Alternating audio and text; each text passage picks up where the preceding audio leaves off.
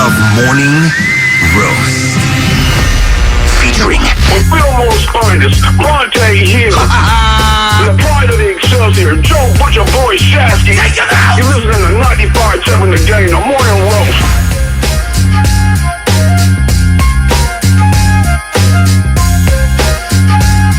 Oh, baby, we made it to Friday. We made it to Friday. Next week is a short week. Thanksgiving, man, year's flying by. It is flying by as we get ready for Knicks and Warriors a little later tonight. We got Niners on Monday night against the Cardinals. I don't know, did you watch Hard Knocks last night? I was watching Hard Knocks. Episode 2 of the Cardinals. I get a kick out of that team. They are an absolute mess. Please explain. I will explain. Their practice habits, nobody's really practicing. They're all talking to each other. Coaches are like buddies to the players. And it's just an absolute circus in Arizona. And you got Kyler out there cursing people out. You got the lineman faking like he's sick.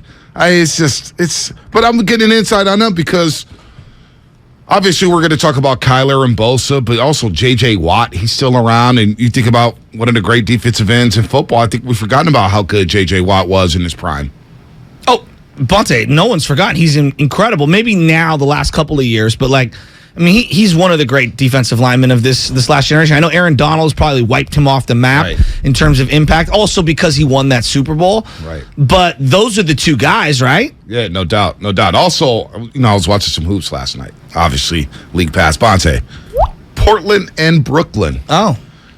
We're talking a lot about Kevin Durant. Simons? Anthony Simons. We're pulling, looking at Brooklyn. It's like, man, we just need them to keep losing, right? Were you looking at all the ancillary bench pieces that you would like back? I was. And Brooklyn won the game on the tip in by Royce O'Neal at the buzzer. Oh. As Portland loses a game. You mean the Steph stopper in Utah? The Steph stopper in Utah. Did they call him the Steph stopper? That's what I remember one of their beat writers had put down. Like, no way. When Steph Curry has to dribble more than one time, Royce O'Neal has him down 10% shooting or some ridiculous coincidence. Oh, my gosh. I can't. It was not your boy, Tony Jones. Nah, Tony's smarter than that. By the way, Sharkies lose 7-4 to the Red Wings. That was a bad game. Well, they've been on a roll as of late, so nothing to be mad about. There you go. But I was kind of going around the league a little bit, kind of looking at the Titans and the way they played Green Bay last night. Physical. I did like the all-white Green Bay uniforms. Yeah, those sweet. Like those. They're very sweet. You like those. Did you see our boy Leroy Butler get put up into the I did see that. Ring of Honor and everything? That was pretty cool. I loved that. Last night. Seeing him cool next to Charles Woodson up there at the Ring of Honor. Also, we had Steve Kerr on last night. So there's a lot going on here. A lot going on. It's a big weekend for the Warriors. It's a big weekend for the 49ers as they're out there in Colorado Springs Air Force practicing in 25-degree weather. How does that get you ready for altitude? I have no idea. No idea. What do you think? I think it was a great video of seeing Jimmy Garoppolo throw knuckleballs in the cold and then seeing Deebo Samuel afraid to come outside. He's a Southern boy. I don't blame him. 20-degree weather, cold. I'm not trying to come outside unless I absolutely have to. Too cold. So good morning to everybody out there on a Friday. I feel good on a Friday. Good morning, everybody. We're going to do shameless shout-outs at 7:40. 7:40 shameless shout-outs. So don't line them up quite yet. Do it about the 7 o'clock hour. We got D. Wright rejoining us later on today at 8 o'clock. The right one.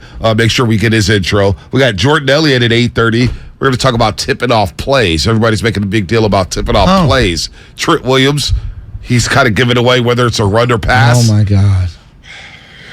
You're not in tune with that. You deleted the Twitter app, so you don't know what's going on. It's been 4 or 5 days since. No tweets at all. No, no likes, no nothing. No likes. Have you looked at Twitter? Take a look at it. I did just the other day because someone hit me on a DM and was like, "Hey, can you log in? I sent you a DM on Twitter," and I was like, "Hey, from now on, hit me up here." And I cross-referenced to go over there, and when you put it on the mobile, and then I was like, I gotta get this thing off my phone. It's just negativity just popping off the charts. And everybody giving me their farewell tweets. Yeah, that's a little much. Twitter's not going to. Quite honestly, though, and I mean this very sincerely, my mental outlook has been better. I've actually enjoyed sports unfiltered, without any of the negativity and stuff. And I didn't realize how addicted I was to it, number one. And number two, man, I knew it was negative. It is so negative. Scott, negative if you don't, monetize your timeline. And what I mean by that is, okay, you got to just mute, block, block, and just diminish all the negativity. There are so many people I've blocked over the last 2 weeks. Oh. And muted words. Things like Elon, Musk, Trump. I swear to God, for a couple weeks I had 49ers muted. Oh. Because everything about the 49ers was negative. Stay off of my timeline. Well, speaking of Elon for just a second, can I stop you there? Yeah. Spadoni, you used to work nights with me in Covey. Remember back in the day, we were just wild. It was the Wild Wild West. Yeah, we had a segment called Wild Wild West. Who hated Elon more than anyone? You. Couldn't stand the guy. Yes. Thought he That's was a not a fraud. shocker. When you know why? Because this is before the internet thing. Number one, he said that he was going to go save those people that were trapped in a cave. You guys remember that? You guys remember that? Yeah, it was like in Thailand. I think Yes. they were trapped. Yes. And yes. then he never actually saved them, and it was just an excuse for him to unveil some new machine that he had. Then he came out with the SUV Tesla, okay? And remember they threw, like, it's got, shatterproof windows and bulletproof this, and the guy threw a rock right through the window. Do you guys remember that? No, You don't remember that? I really don't I never paid attention to Elon Musk. Yeah, well, Like, I thought he was a fraud 5 years ago. Because it's like one of those things where everybody hops on, Elon Musk becomes a cup of tea, or like Mark Zuckerberg. I don't care. Like, I don't care about rich people who I'm never going to meet, who's going to say things. The only time I really paid attention to Elon Musk is when he was on Saturday Night Live. And they were asking about crypto.com or whatever, or one of those Bitcoin spot or Coinbase apps. Cryptocurrency. It was XR. I don't know what it was, but they're like, so what is it? And he's like, and he had no straight answer. He was like, it's just something that I forget the exact verbiage, but then basically at the end of it, he was like, it's just a hustle. It's a hustle. And Bitcoin and all the prices just go crashing down because of what he said on Saturday Night Live. So he's so smart, he's stupid. Well, I don't think he's that smart. He was born into the right family. That's number one. Number two, we equate wealth with intelligence. Yeah. That's not necessarily the case. Now, in some cases, there is a correlation between wealth and intelligence. And in some cases, it's not. I mean, think about the people you know in your life, Bonte. I'm sure you know a lot of people that are hyper intelligent, that are dysfunctional with their relationships, with their money, with whatever it is. Just because you're rich doesn't mean you're the most intelligent. Right. Simultaneously, just because you're broke doesn't mean you are intelligent or not intelligent. Intelligence comes in all walks of life. Right. Yeah. Dogecoin or whatever it was. But no, I don't think he's that smart. I don't see what's so fascinating about him other than being he's a kook. That's why. He's completely crazy. Yeah. That's the fascinating thing. I just think he gets way too much attention from everybody. Way too much. And like Elon Musk, I could care less about him. Well, here's why I care. Can I tell you why I care? But Twitter, if it goes away, great, it goes away. Well, forget Twitter. Here's why I care as a native San Franciscan. It is clear to me the line of demarcation has been put down the line regarding social media companies, and when it comes to whatever, what do we call it? The tech industry, I guess. This city created a ton of laws to basically lure these tech companies into the heart of San Francisco. And so they gave them a lot of discounts regarding their taxes and whatnot. And now it feels like all those jobs are going away. So me as a local, as a native, we built a zillion different condos. We built all this housing, and we put in all these laws. A lot of people lost jobs. And we put in all these laws to screw the little man who owns a business or the little family that owns a small family business. And we're like, we'll help the big tech company because they're going to employ hundreds of thousands of people. And now those jobs are going away. So my heart goes out to, again, the small family businesses out there that are getting screwed. And these big companies are now exiting San Francisco left and right. And we're left with all of the disasterness. So that's why I don't like people like Elon. Yeah. I mean, I just don't like him because I'm seeing all the people, and I've got friends who've lost jobs at Twitter. I've got friends who lost jobs in Meta, the new name for Facebook or whatnot. I know. I don't even get that. And so people are losing jobs left and right. And that stinks. That stinks. But the whole hype about Elon and the attention that he gets, I'm just like, God. I know. Weirdo. Get a life. Like, I just don't get it. Did you see what he named his daughter? No. It's like an alphanumeric thing, and it's like X1754. I mean, you would think it was like a fighter pilot plane in Star Wars. Apparently, you pronounce it Kyle. No. Yes. Don't ask me to explain why. That's just it's the weird symbols or whatever. That's how you spell it out. But you call the kid Kyle. But you know what? If social media, if Twitter does go down, and we have to interact and we have to like talk to people again, I'm for that. Wait, what do you mean? I don't for get that. What I mean, because everybody hides behind the keyboard. Oh, I agree there. The Nobody anonymous gets stuff, out the yeah. house. Yeah, yeah. Nobody does anything. Like the other day, I went to go see Wakanda Forever. Yeah. Where'd you go? Alamo Draft House. Nice. That's Oh, our that's right. You theater. told me about That's that, Our, yeah. That's our theater because That's right. you can order So food that- from your seat. Yeah. The waiter comes over, brings you your food and stuff like that. So you can eat pizza, popcorn, whatever. Yeah. It's a nice small theater. And I forgot how cool it was going to the movies. I again. love the movies. The movies are great. It's so much fun. It's so much fun. Yeah. It's so underrated. It's The so to go only see- part that stinks is when you that? have to go to the restroom. That's It the does. only negative part of the entire movie going experience. I prefer the in-house, like big movies like Wakanda. You Yeah. got to see them with that kind of Right. atmosphere You and with do. others. You do, but even like the Wakanda, when we saw Wakanda Forever, the theater was small. It only sat about 30, 35 people. Those are the most intimate. I love those. Yeah. And it was a daytime movie, matinee. Use your bathroom right before, wash your hands, and you always got the 15-minute buffer with the previews Yeah, and yeah. whatnot. So for 140 showtime. Actually, it's 155. So I know I got those 15 Don't you minutes. love the previews, though? Sometimes. Me and my brother used to do a thing where we go thumbs up, thumbs down, like in Gladiator. Yeah. Whether like thumbs up means we're in on the whatever the preview Right. is. Thumbs Thumbs down down means like get to the movie. Let's No go. doubt. Yeah, no doubt. But those are underrated. So like maybe getting off of Twitter will have people go outdoors a little bit more. No, there'll be a It- new social media app. I don't know. Are people going to be as committed to a new social media app if you have, like they got this thing, Mastodon, that's supposed to be like a fake Twitter? I'm not getting into that. You and I are already hooked. If you don't think your daughter's already hooked to technology, you're tripping. Not social media. You put a phone down near a 2-year-old, what are they going to try to grab? Baby Chaz knows not to touch my phone. She knows what's up. Spadoni, your knows son what's up. knows how to open your phone without you ever telling him the code, correct? No, he does not know my code, but he has his own little tablet that's specifically just for Thank kids. you. So Yeah, there there you you go. There you Dude, go. but- go. like, 1 it's- hour screen time a day, that's it. I know, but it's baked into society. I mean, we're already done. All right, we're just gonna have iPads growing on our face at some point. It's unfortunate. We do need technology, but like the live tweeting during games, which I found less and less and less. To live tweet during games is more fun. Like Warrior games, I live tweet less and less and less. So I was lured into Twitter because of the communal aspects Right. of a live game. For example, Giants games, because it's more slow paced. Niner game, Warrior game. Right. Hey, great dunk, this, that, and the other. And I liked seeing the highlights.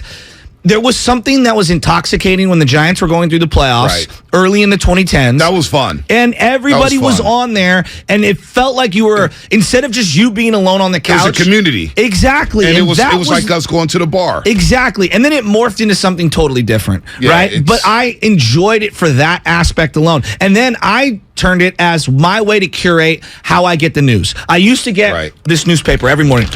And I'd go to 3 sections. Right. The main section, sports, and then I go to the Bay Area section. I don't know about you, Right. for the Chronicle. Yeah. What about you? I went sports. I read like the first 10 pages of the front page Yeah. of the main section, and I love the classifieds. Okay, so I would go to the Bay Area because I wanted to read Mateer and Ross. Actually, classifieds it wasn't in the Bay Area. Yeah. Examiner had Entertainment, classified yeah, too. yeah. But like I would go to Mateer and Ross and I try to read that, and then the Bay Area section because it was hyper local and I wanted to read. There's usually 2 or 3 cool Right, articles in there. Well, I turned Twitter into my curated newspaper where there were people, Hank Schulman, I'm talking about for the Giants early Right. on, Andy Baggerly, Right. all the different beat writers that I like, Alex Pavlovich. Boom. All right, here's my Giants coverage. This is where I'm going to get all my Giants coverage, and then I would select certain other companies that I would Right. put on there and people and personalities, and I considered the people like before I got on here, I'm like, hey, I could be my own columnist, Right. essentially, right? Right, This is right, metaphorically. right. And so I love that aspect. I'd get a little bit of fans, I'd get a little bit of professionalism, and I'd open it up and I'd get news, I'd get opinions, I'd get everything. And then again, it morphed into something totally toxic. I loved it because Twitter was basically birthed when I was at City College in San Francisco. So I was like, how can I get these scores out here for City College? Oh, okay. I was basically their guide, like their beat writer or whatnot. So started live tweeting during the football games. And I remember one kid, my guy, Nate, he's from Toronto. He's played in the CFL for about 5 Oh. years.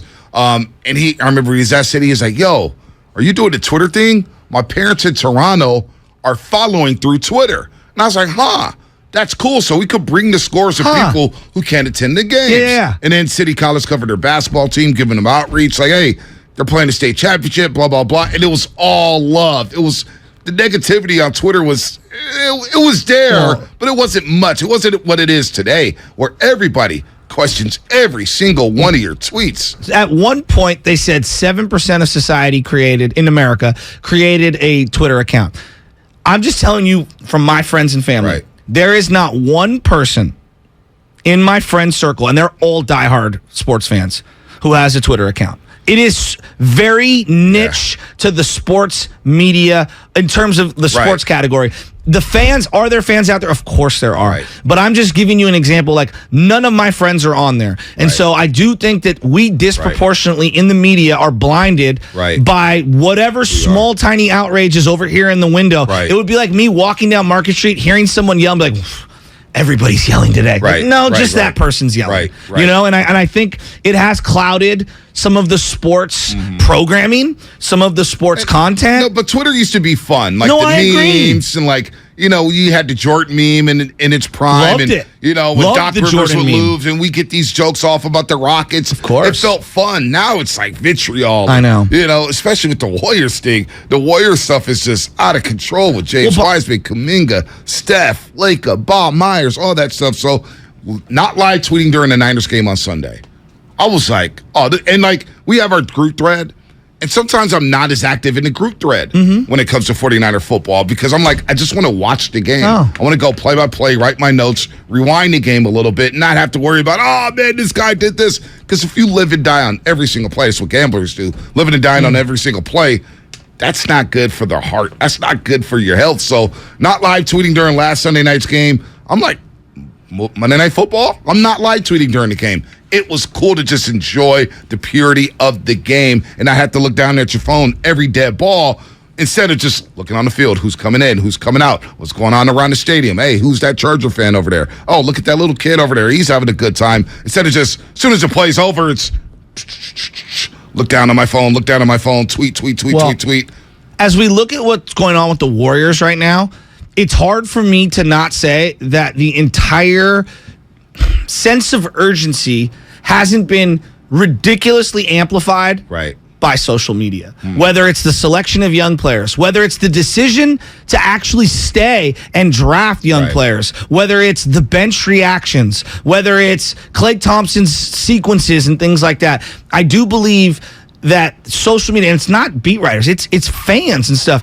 Every little step of this dynasty has been picked apart, and it feels like it's all coming to a head right now. Like the speech the other day of Steve Kerr on the sideline, I feel like that is being dissected left and right on social media, and I'm not sure 10 years ago, 15 years ago, we would be dissecting this dynasty the way we are now. Would we dissect it? Of course. It'd be different. It'd be in the barbershops. It'd be out and about. It wouldn't just be online going back and forth with people and just really taking it to the depths where it's like, is it really that deep? I'm not sure. Is the team bought in? But like, it would be a different type of conversation, no doubt about it. Instead of going on the keyboard and you got everybody replying to your tweet and you're going against three people and all of a sudden you're in a conversation. You're like, I wasn't even talking to you. You know what I'm saying? Like in real life, somebody comes in, they're not going to interject into a conversation like that. They may stick around and listen, but on Twitter, people interject themselves into a conversation and they just jump in. I'm like, bro, who are you? What are you talking about? Back in my smoking days, you know, you'd be in a little circle and you're puffing it, you're passing it around, and there'd be that guy that'd come out of nowhere. Be like, I smell that. Can I get up in that? Yeah, and you'd be like, oh, God. Freeloading. He's just like, damn. God. That's why you had to hit a cut. Yo. You know exactly what I'm talking about. You get a back signal like, yo, let's go. Let's go. You know, we got to save this for later. We're going to have to put this out. We got to keep it moving. Yeah, got to keep it. All right. D Wright, 8 o'clock. Jordan Elliott, 8:30. Going to be a lot of fun today. 7:45. Shameless shout-outs. We're going to talk about Steve Kerr here. We got a lot of good Steve Kerr sound yesterday with Whitey and Ratto. I know, Whitey it was really good. Yeah, where's Damon been at? He had, I think, something physical. I mean, he was at home for a couple days. Okay, all right. I don't know. I don't want to put any of his stuff. I think he's fine. No. Yeah, I think he's fine. I saw him tweet. I was like, wait, where's Damon at? Yeah. My daughter likes listening to Damon and Ratto, believe it or not. Baby Ches likes some Damon and Ratto. She actually doesn't yell Coco Melons or Baby Angel or Baby John or Little Angel and all that stuff. Yeah. She likes some Damon and Ratto. So we'll play some Steve Kerr stuff coming up here on the game, sponsored by ChooseChains.org and Fremont Bake, full service baking, no compromises. Life is uncertain. It's okay to feel stressed, anxious, worried, or frustrated. CalHope can help. Access CalHope's free and secure mental health resources. Call 833-317-4673 or live chat at calhope.org. Kirby, they're your driveway mechanic, and they bring the shop to you. And our friends over at Kirby just won the Motor Top 20 Award for innovation, brakes and tire replacements, oil changes, and more. And they've just added Kirby's eco-friendly wash. It barely uses any water, and it makes your car look brand new. They use all biodegradable products that provide the ultimate shine and protection to both the exterior and the interior of your car, all in the ease of your driveway. It's the ultimate convenience because it's got easy booking, transparent pricing, on-time arrival, servicing your driveway, no waiting rooms, no coordinating rides. You get direct access to your mechanic, friendly and reliable service, no middlemen, no upsells. Get $50 off your first oil change with the code OIL50. That's OIL50. Or use the code JOEWASH, JOEWASH, to get a free sealant treatment with the purchase of Kirby's eco-friendly wash. Check out Kirby.com. That's CURBEE.com. With energy bills as high as they are, proper weatherproofing is essential. If you're working with a client to upgrade or build a new home, be sure to visit Golden State. They partner with respected brands such as Owens Corning, James Hardie, and Boral Siding. They're a great option for a comfortable home with lower energy bills. Start at goldenstatelumber.com. Building better in the Bay Area since 1954. Golden State. When you succeed, we succeed. First, we decide where we want to go. Then we need to know the best way to get there. Hi, my name's Adam Barada. I'm the owner of Advantage Gold. We're the highest rated precious metals firm in the country. We teach people how to own physical gold and silver. Now, we've won the Best of TrustLink Award 4 years in a row because we educate our clients on how to buy gold and silver the right way. We don't pay celebrity spokespeople millions of dollars. We'd rather pass that value on to you. Call 800-900-8000 and speak with one of our experts. We'll send you a free gold kit along with my latest #1 national best-selling book, The Great Devaluation. Call 800-900-8000. That's 800-900-8000. Get the best information, the best process, the best service, the best value. Call Advantage Gold at 800-900-8000. Call 800-900-8000. Advantage Gold is not an investment advisor or a tax advisor. Consult with your financial advisor before investing. My husband and I live next door to a haunted graveyard. It's a little creepy, but we manage. Just like we manage without home internet. Do I wish my mobile hotspot was faster? Yes, but I make it work. Kinda. Just like we make it work sleeping next to a 17th century burial ground. Honey, can you move your hand? That's not my hand. It's mine. Not having home internet? It's not that bad. Grab my hand. Wait, okay. No, not up the stairs. We tried that last time.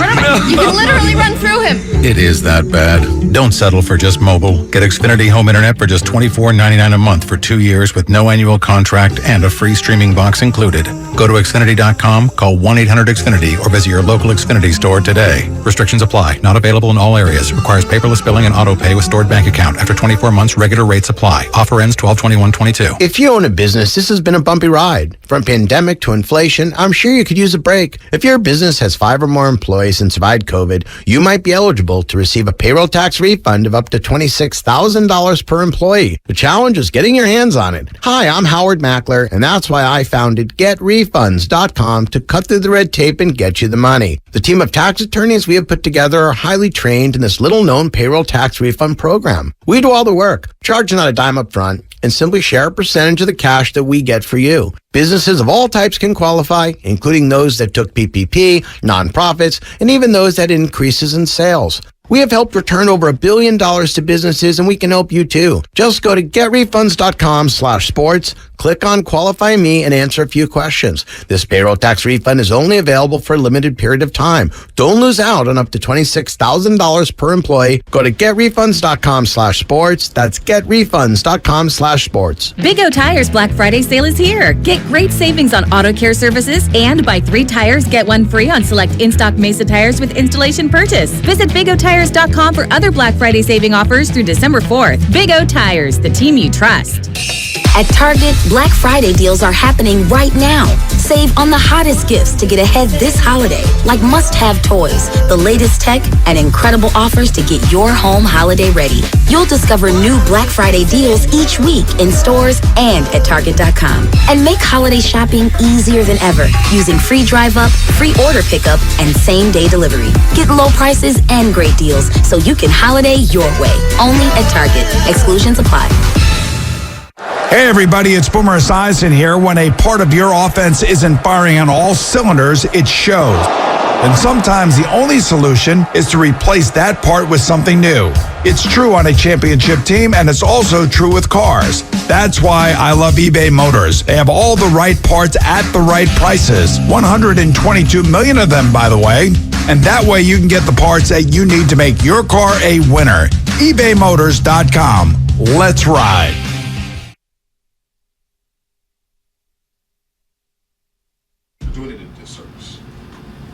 Come on, man. You got Larry June in the building. You listen to the Morning Roast, and we're doing numbers, man. Good job, Morning Roast. Sock it to me. Hey.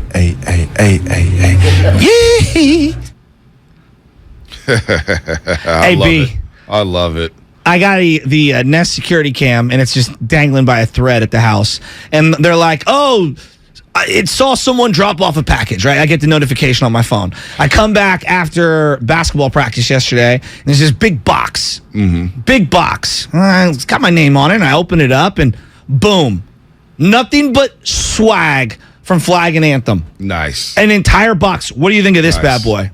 It's not bad. You Looks like good that, on huh? you. Looks good on you. Yeah. Looks good on you. So I'm wearing this is the charcoal and white flannel, and it's super sweet. I have a quilted one, meaning like it's more of like a jacket with pockets. Is this the Hensley? Is that the shirt I'm rocking right now? Henley. I'm telling you, dude. I got gear for the whole squad. I brought in a couple T-shirts. They try to size me up, and so some things fit, some things don't fit, and I'm bringing stuff in for the boys. Flag and Anthem, this is Frisco gear. Let me tell you that right now. B, it's flannel weather. It's peacoat season. Do you Hoodie feel me? season, beanie season. Look, I may wear a peacoat tonight at the Gatehouse when the Warriors take on the New York Knicks, and there's a lot going on there. Julius Randle, 34 points the other night against Denver.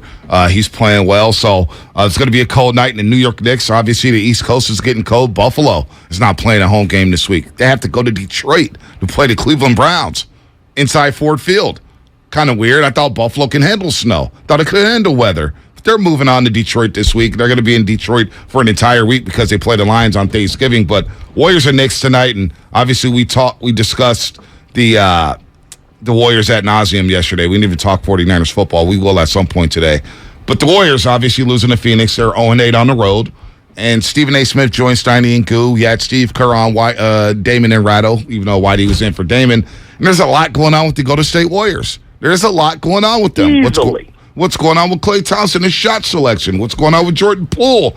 And then the huddle. Everybody's talking about the huddle now. I watched the game on NBC Sports Bay Area. And so I didn't see the ESPN huddle, obviously. We're watching it on our local telecast. Yeah, I watched it on your channel as well. I did not see the ESPN broadcast. But the ESPN broadcast, Steve Kerr was mic'd up. Okay. And in the huddle, when they were down and out, he had one of those Zen-like Phil Jackson speeches. And I want you to take a listen to it. Because this has been making the rounds, and a lot of people have kind of made this a big deal. We gotta trust each other. We have to trust each other, right? It's just a pickup game out there. At some point, there has to be a collective trust and a competitiveness because everybody's just trying to do it on their own. But we gotta decide, do we have the will, do we have the energy to do what it takes to win? Because I know you guys gotta find that competitive nature. And then here's what Steve Kerr said with Damon and Ratto about the speech. I don't recall giving, a speech like that, but it was warranted last night. You could just tell we were just off kilter, and there was sort of a strange sense of I don't know what you would call it, almost like a melancholy. Instead of seeing fire in their eyes, it was just sort of like this resignation of maybe uncertainty about what was happening or confusion, but.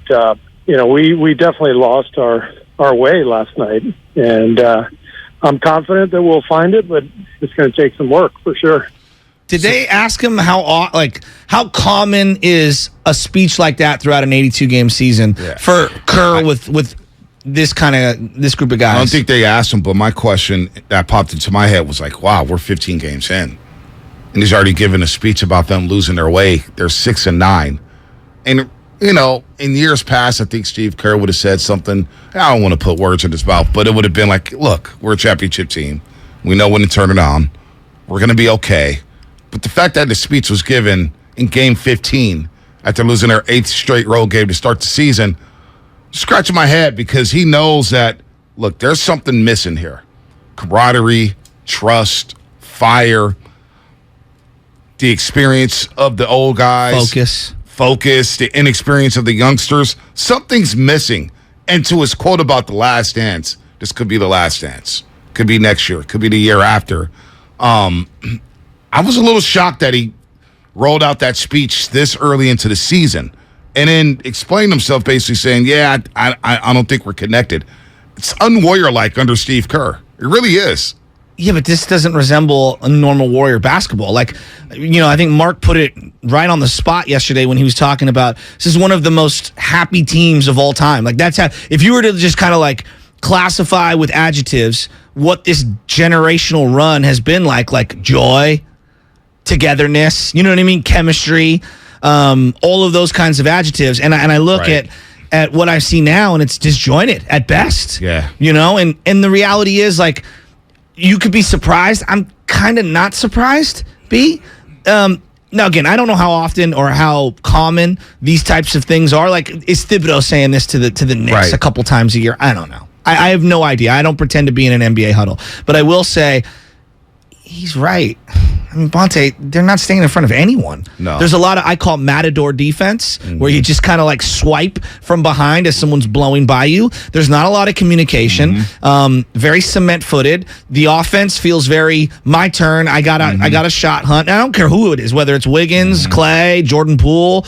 Ray Ratto was saying yesterday, and I thought this was really spot on. He goes, for the first time in this version of the Warriors, this era, it feels like every shot you take is one I'm not going to get. I heard that. I was actually listening live when he said that. When I heard that, I was like, wow, he might be onto something right there. The agendas. I don't even know if it's agenda. It's just for so long it was about the greater good and about the team and the overall. And right now there's so many people trying to prove themselves individually. Yeah. Young guys trying to prove they belong. Older guys trying to prove they still got it. Clay still trying to prove it. Yeah, Draymond. Poole trying to prove he's worth the money. Yeah. There's so much I got to prove it, I got to prove it, I got to prove it. That I don't know. They're not all trying to go for the greater good. And you know what? This is probably more resembling what a real NBA season looks like than opposed to the last 11 years of Warrior basketball. Steve Kerr said it a few years ago. This is the real NBA, right? When they went 15-50. That's the real NBA, not the NBA in which they had Kevin Durant and they're winning 73 games in the regular season. So more on his in-game speech. We got a little Kerr's Corner here on the Morning Roast. Go ahead and hit us, Spadoni. It's time for Kerr's Corner, presented by Xfinity. Supercharge your home with supersonic Wi-Fi. Unbeatable internet, only from Xfinity. Here's Bonte Hill. All right, Steve Kerr, of course, joins Damon Arado every single week. And yesterday, he was explaining the in-game speech down in Phoenix at the Footprint Center where the Suns dropped 130 on the Golden State Warriors, scored 72 in the first half. And he had more on his in-huddle speech. And he said, look, man, it just feels different than in years past. The bad stretches. This one feels different than in years past. Here's more on that. Last night was extreme. I mean, we had won 3 out of the last 4 games. I felt like we were rounding into form. But, don't forget, we lost 9 of 11 games last year in March. We were in a really bad way. Everybody predicted we had no chance to win the title, and then obviously we did a few months later. So we righted the ship last year. But there's no doubt the moment last night where the cameras caught me in the timeout, that it was a strange vibe. And I didn't feel that vibe last year when we were in that bad stretch. And so it was different. It was unique, but every season's different. Every team is unique. So we just have to find our way as a group. And as I said, I'm very confident we'll do that. Why does this one feel so different than in years past? I mean, they're older. They're trying to incorporate new players that aren't as polished. Lucas Alexander, who is the producer for Damon and Ratto, fight on. He texted me right now and said that Steve Kerr, at the beginning of the clip that you played regarding the speech, said essentially he's never had to say anything like that before. Ever? That's what he said. He doesn't think he's ever had to say anything like that in a regular season game or in a playoff game before. So and it's only and we're only 15 games in. So now hearing that from Lucas, I think that Steve Kerr statement, I think it resonates even more. Yeah, no, I think so. I mean, the presser Friday night Tuesday night. What was it? Wednesday night. Excuse me. After the game, Wednesday, Steve Kerr, his presser. I was like, damn, he's down and out. Like he was broken. Felt like he was broken. And I was like, well, we're only 15 games in. And then you hear him with Damon and Ratto yesterday, and they're like, boy, he's out here pulling all the stops out in 15 games. 15 games. So, yeah, it is a little deeper. There is some concern about this basketball team, and it does not get easier tonight against the New York Knicks. We're going to talk more about that. Don't forget, Football Friday sponsored by the Jim Irsay Collection at the Bill Graham Civic Auditorium on December 10th. For free tickets, visit jimirsaycollection.com. Score big with Xfinity Internet. It's made to do anything, so you can do anything. Supercharge your home with the game-changing speed of supersonic Wi-Fi. With 3 times more bandwidth, it covers the field and then some. And blocks billions of threats with advanced security that helps keep you protected at home and on the go. If you're keeping score, that's internet that does it all. That's unbeatable internet from Xfinity. Learn more at Xfinity.com. Restrictions apply. Not available in all areas. Hey, y'all. I'm pumped to tell you about this new brand, and I'm rocking it right now here at the game. It's called Flag and Anthem. And let me tell you, I got a box of goodies from the co-founders, and I can tell you, it is absolutely legit. I'm wearing one of the flannels right now. It looks so cool. They make the best flannel shirts. I got a sweet pair of Nashville jeans. I got a nice quilted jacket, and I got a hoodie coming. And let me tell you, the best part about it is it doesn't break the bank. Their clothes are super comfortable, and they're versatile. I had the quilt on earlier. It went from 41 degrees. Now we're at 56, so I'm just rocking the flannel, and it's perfect for the ever-changing weather here in San Francisco. Plus, they work with our boy, Christian McCaffrey. When he's off the field, like when he was at that Warrior game the other day, he was draped in Flag and Anthem gear head to toe. Who doesn't want to look like CMC? So head over to flagandanthem.com and use the code GAME, G-A-M-E, for 25% off. 25% off. Flag and Anthem. Real clothes for real life. This year's ratings of the best TVs just got published, and Samsung, LG, and Sony scored the highest. Also, they warned about the poor performance of the bargain brands promoted at some stores. So where can you get the best deal on the top-rated TVs? At the club? Online? Nope. At Video Only. They've got their better than Black Friday deals on right now. Don't be sorry. Check out Video Only before you buy. Black Friday is starting early at Fasteners Inc. Tool Outlet, and there is no better place to shop for all your power tools. Grab free batteries with tons of Makita products and many more of the year's hottest deals, November 21st through the 28th. Save $100 on Makita 18-volt rear handle circular saw kit, and take home 2 extra batteries on us. Again, our Black Friday sale will be November 21st through the 28th. Check us out at 2897 Monterey Highway or online at fastenersinc.net. No one knows where this market will go. Things could change tomorrow, next week, or next month. At Merrill, we've been here before, and history shows this is the time to stay focused on your future. Because through every market, the bull will always have your back. Find an advisor in the Bay Area at ml.com/bullish. Merrill, a Bank of America company. What would you like the power to do? Investing involves risk. Merrill Lynch, Pierce, Fenner & Smith Incorporated, registered broker-dealer, registered investment advisor. Member SIPC, a wholly owned subsidiary of Bank of America Corp. For 25 years, Buy Right Market in San Francisco has partnered with purveyors of deliciousness to bring you local food that adds a dash of unique to every meal and celebration. Hi friends, this is Jamie, Buy Right's head of product. And this season, whether you're planning an elaborate meal, watching the game, heading to a friend's, or cozying up for a night in, Buy Right will help you savor what matters most. Pre-order your holiday meals at buyrightmarket.com or stop by and discover something unique for yourself. Gather, share, and enjoy with Buy Right. It's time to savor the season at Outdoor Supply Hardware. Osh has great deals to take your decor to the next level. Save up to $30 on select illuminated yard art and up to $50 off select pre-lit artificial trees. Find perfectly priced gifts. Up to $90 off select Weber propane grills. Up to $30 off DeWalt or Milwaukee tool sets. And up to $250 off select propane fireplaces. Get deals on Big Green Egg, Traeger, Carhartt, fountains, pottery, and more. Stop by for all your needs and get help from Osh. Osh. Home, hardware, happiness. The Cultural Conservancy, since 1985, has protected and revitalized Indigenous cultures. As Indigenous people, we remember that we are from the land, of the land, and immersed in the land. Our new land base, Heron Shadow, is located in Sonoma County on the ancestral lands of the Coast Miwok and Southern Pomo peoples. Heron Shadow is a haven that focuses on Indigenous agriculture, native sciences, and healthy lifeways. To get involved, visit us at nativeland.org. Homeowners are choosing the beauty of Milgard Trinsic Vinyl featured at Dolan's. Narrow frames, the contemporary look, the color choices, perfect white and tan, and an array of custom exterior colors. And that's only the beginning. The innovative Smart Touch window locks exceed California's rigorous forced entry codes, plus energy efficiency for comfort. Discover Milgard's vinyl benefits in the Ideas section at dolanlumber.com. I'm Bob Burke, founder and chairman of Burke America Parts Group, a family of brands that includes RepairClinic.com, an appliance and HVAC parts solution company that's grown into an international brand. Before AmericanEagle.com, we partially launched a new technology platform developed by another firm. American Eagle helped take our technology to a whole new level with digital marketing, software development, and business insights into our key markets, appliances, HVAC, and outdoor power equipment, and did so both on time and on budget. AmericanEagle.com has the resources, experience, and talent needed to produce solutions.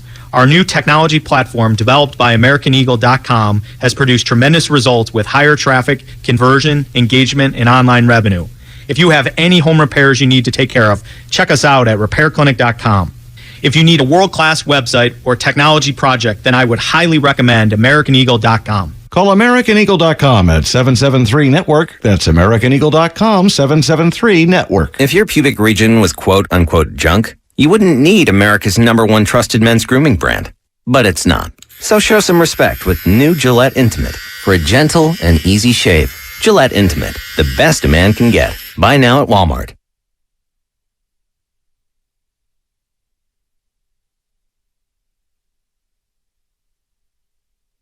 This is Clay Thompson, and you are listening to the Morning Roast on 95.7 The Game. It better not be roasting me if I'm giving them all these intros. It's been a little roastage, Clay. But you can all make it go away tonight at Chase Center when the Warriors take on the Knicks, 7 p.m.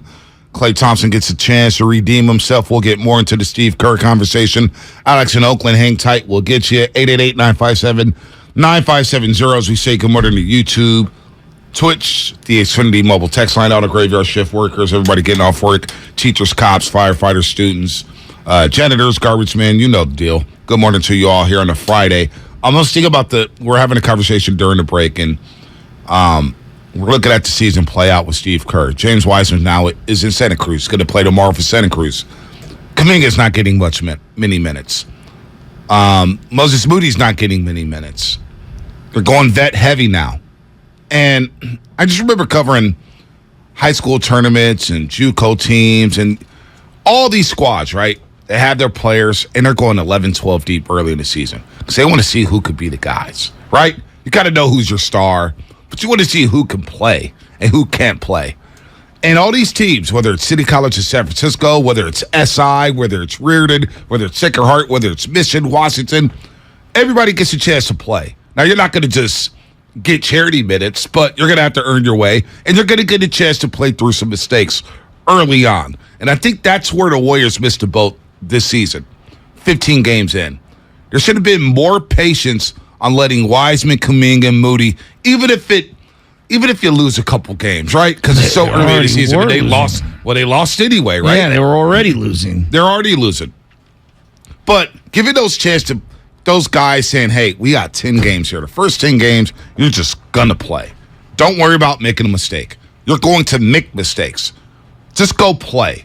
And then after 10 games, You reevaluate the situation. You reassess where Wiseman is and Kuminga is and Moody is, and then you go on from there. That's what. And I know this is the NBA. I'm not comparing it to D1 or JUCO or high school, but I just noticed that, like, early on, those teams, okay, I know this guy in March when we get to big-time tournaments for state championships. I can't play this guy. I know I can't play this guy. I know I can play this guy. Okay, this guy is showing me something early on.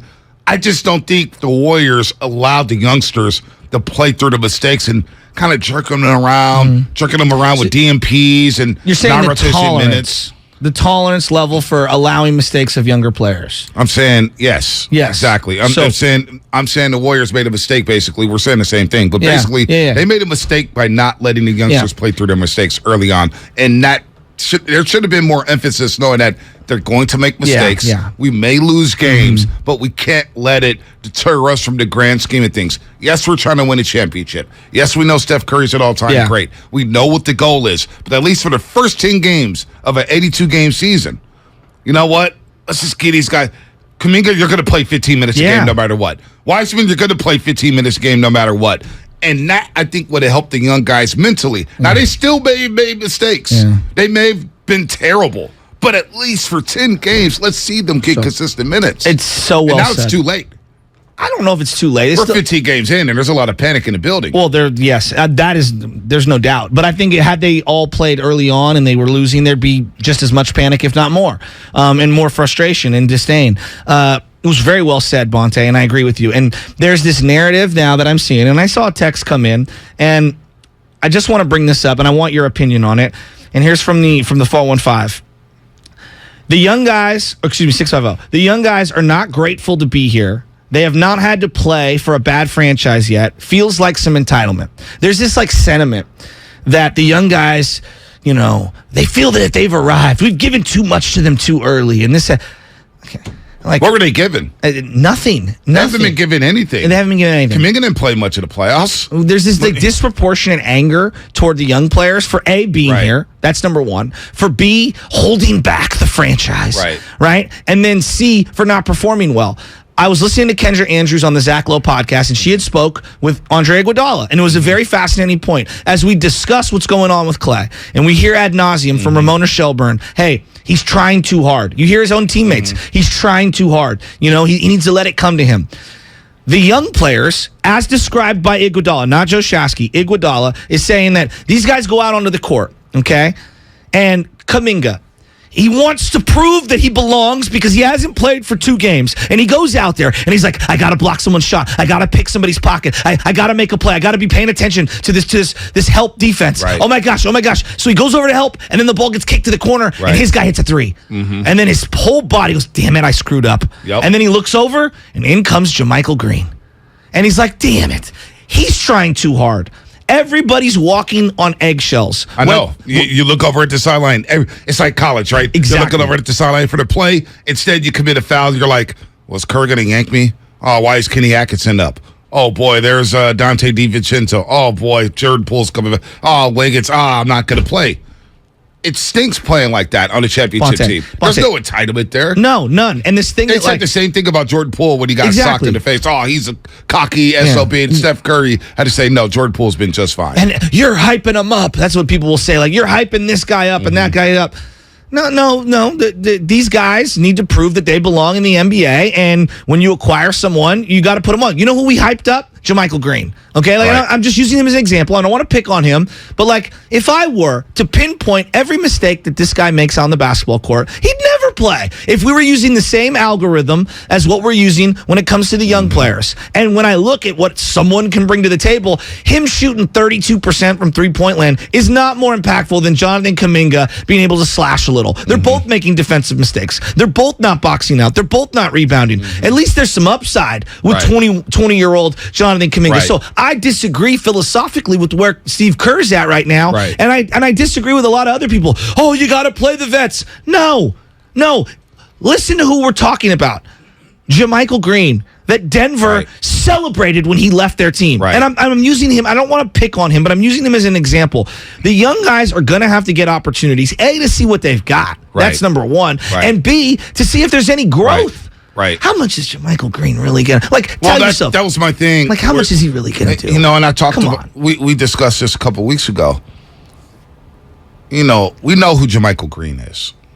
Is he a guy who may be there in the playoffs? Matt Barnes thinks so. Matt Barnes is saying, you know, he may be there. And and he's tough. I'll give JaMychal Green that. He's physical. He's tough. Got to finish better around the basket. Maybe there's pressure on him joining a new championship team. And he's saying, man, I got to prove myself. You know, everybody's comparing me to Otto Porter Jr., who won this fan base over. There's a little something that. So I want to give him I want to give him the benefit of the doubt because he's got pressure on him to prove himself as a veteran. But now you're giving him the minutes, and I was like, well, I would like to see Kuminga and Wiseman in the front court just to see it together. Sure, they may make mistakes. Let these guys learn on the fly. But if they're your future and you're touting them as, hey, these are my 5 and my 4 guys for the future. They're going to be my future front court. Then let them play together. Let them learn the two-man game together. Let them run the split together. Let them crash the glass together. And you can put JaMychal Green on ice for a while. Now, I get it. You're chasing wins early in the season because you got off to a terrible start. But I just thought there should have been a little more patience with the youngsters and say, hey, you know what? No matter what tonight, Kuminga, you're getting 12 minutes. Wiseman, you're getting these 15. Hey, Moody, you're going to get about 10. And if they know that going in, because we had Moody on the postgame show the other day, and he goes, you know, on a team like this, you just never know when you're playing. So and for a youngster, that could really scramble your brain. Let me ask you, we're kind of like heavy focused because all I see are what's going on in games. What have you heard about practice? Because Kendra was talking about how last year they were practice heavy and everything was about practice, and they practiced really hard and a lot. Heading into this year, they were like, we can't practice as hard early on in the season because we know where we want to go at the end of the year. We're older and blah, blah, blah. Have you heard anything about their practice habits as a team, not necessarily individuals? No, I heard the practice habits are fine. No. I mean, the frequency, excuse me, not habits. The frequency of what they're doing at practice as a team. Well, in the NBA, you don't practice as often as you used to because you're traveling. Yeah, but what about compared to last year? Just last year. Because she was basically insinuating that last year practice was more important and more often than maybe what they started off with this year. And I'm just going off what Kendra Andrews says, who's following the team. Yeah, no doubt. Kendra knows what she's doing. She's a part of the team. I mean, she covers the team very, very well. There could be truth to that because you think about what's going on. You played until June, right? So you play until mid-June after a long playoff run. You have the parade. Yeah. You go to Japan. Training camp gets broken apart. You don't have Draymond Green for a week at practice. You know what I'm saying? Wiseman, Clay's not practicing here and there. So it's been clunky to start the season. So I can see how they may want to ease into the season and not practice hard. But they did have the mini camp last week. They had 3 days off before that Cleveland game. And they looked good in the Cleveland game. In the Cleveland game. They were buttoned up. It helped them. And so they went back to, hey, we're going to go practice hard. We're going to have a little training camp. So maybe they're trying to ramp it up. But I could see why it's different last year because you make the play-in game. You lose the play-in game to Memphis and the Lakers. You don't make the playoffs, right? You don't make the playoffs. So you have a longer offseason. So now you're hungry. You're like, hey, I can't wait to get back at it. You win the championship. People were celebrating. You come back and, wait, we got to go to Japan. That kind of screwed things up a little bit. Yeah, no, I think you're on, and obviously the punch and everything has been looming over everything. From Jason Mishler, and I hope I'm pronouncing that right. A super chat. Bonte and Shasky, are the Warriors now going veteran heavy due to how well Steph is playing and trying to get consistency around him, or rather because the bench is so lackluster they're forced to go with some of the veterans, or is there a mix of the two? It could be a mix of the two. Now, we underestimated how inexperience could maybe hurt the bench, right? And I thought maybe playing all the 5 youngsters together with Jordan Poole probably was a mistake because they're going to make a lot of mistakes. They're not going to hold leads, right? But it's also, I think, a mix, too, because you're getting off to a slow start. And you're like, you know what? We just have to win games. And I've got to go with guys who's been in the league for a long time instead of going with 20-year-olds or 21-year-olds who's only played 50 games, who's only played in the G League, who didn't play a lot of college basketball. So I do think there's maybe a mix there, Jason. That's a good question there. Let's get to Alex in Oakland real quick. He's been on hold for a second. Alex, what's happening? You're on the roast. Yo, what's up? What's up, fellas? Look, man, I called y'all last week and told y'all my theory on what's wrong with the Warriors. It is a couple of simple things, And I should have mentioned synergy. The synergy isn't on this team right now. Hear me out for one quick second.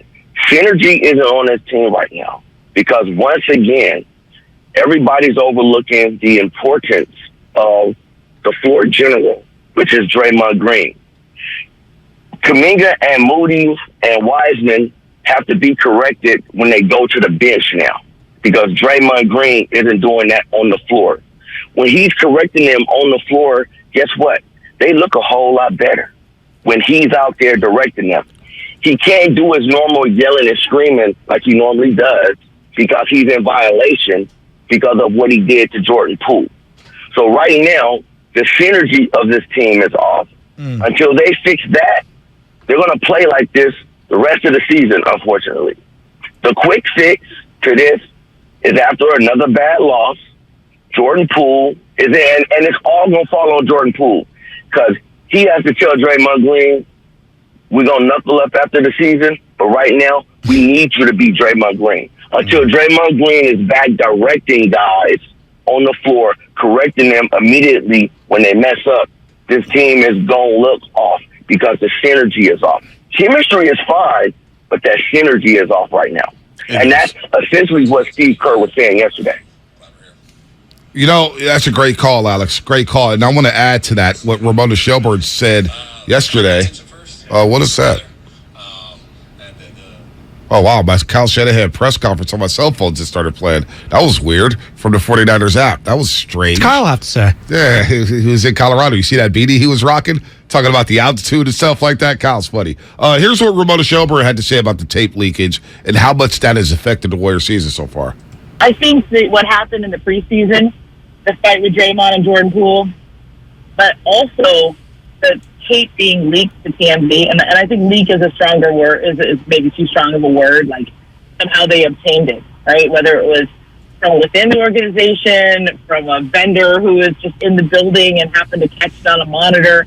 We don't know. That's what they're investigating. It changed that feeling around the Warriors for me, at least. Like when I was there, felt a little less ease is the right word. Maybe like there's a little more. They used to be real loose. They used to have a level of trust in each other and up and down the organization. Just wasn't the same level of relaxedness or ease around everybody. They're not loose right now. There's a lot of tension. Are you surprised by that? I'm not. Yeah, I'm not either. I'm not. It's sad. Greg Anthony, also on NBA TV after the game Wednesday night.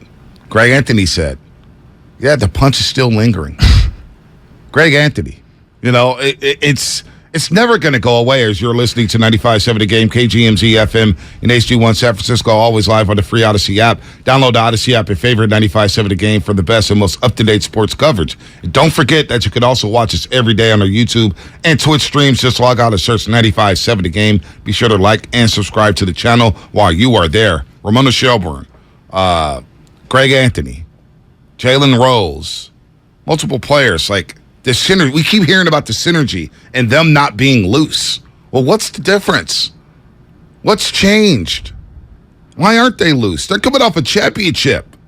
They're just out there sumo wrestling in Japan a little over a month ago. Well, I was listening to everybody at the station yesterday kind of try to diagnose, what are the problems and why is Steph acting the way that Steph is, right? He's obviously amazing, and what's going on?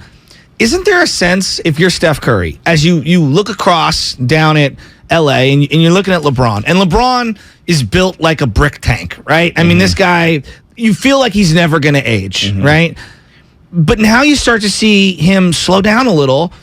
If you're Steph Curry, and you don't know if it's this year, next year, the year after, you do, as you start to get older, get a sense of mortality. I noticed this with my dad. I know this with my grandfather. As you start to age, you start to realize how precious your moments are on this earth. Now, it's not a direct correlation because basketball is different, but I'm sure that Steph Curry is looking around going, hey, guys, like, last year was incredible. We also walked through the desert for 2 straight years. And I played out of my mind in one of those years, and we still fell short. I don't know how many more of these years I got in me, I'm looking up, and my kids are all they're all getting older, and pretty soon all of them are going to be in high school. And I've only got a short time here, so I do think that. Not tension, but I think the sense of pressure internally that Steph Curry's got to be feeling in his own basketball mortality, I think it's unavoidable. That was going to happen at some point. Like, you can't stay young forever. No. And what about the pressure of Klay Thompson? Exactly. The pressure of Klay Thompson. Draymond. Klay Thompson. We had Anthony Slater on. 4th worst true shooting percentage in the league. I mean, he's down there with Killian Hayes, Jabari Smith, and who's the other guy?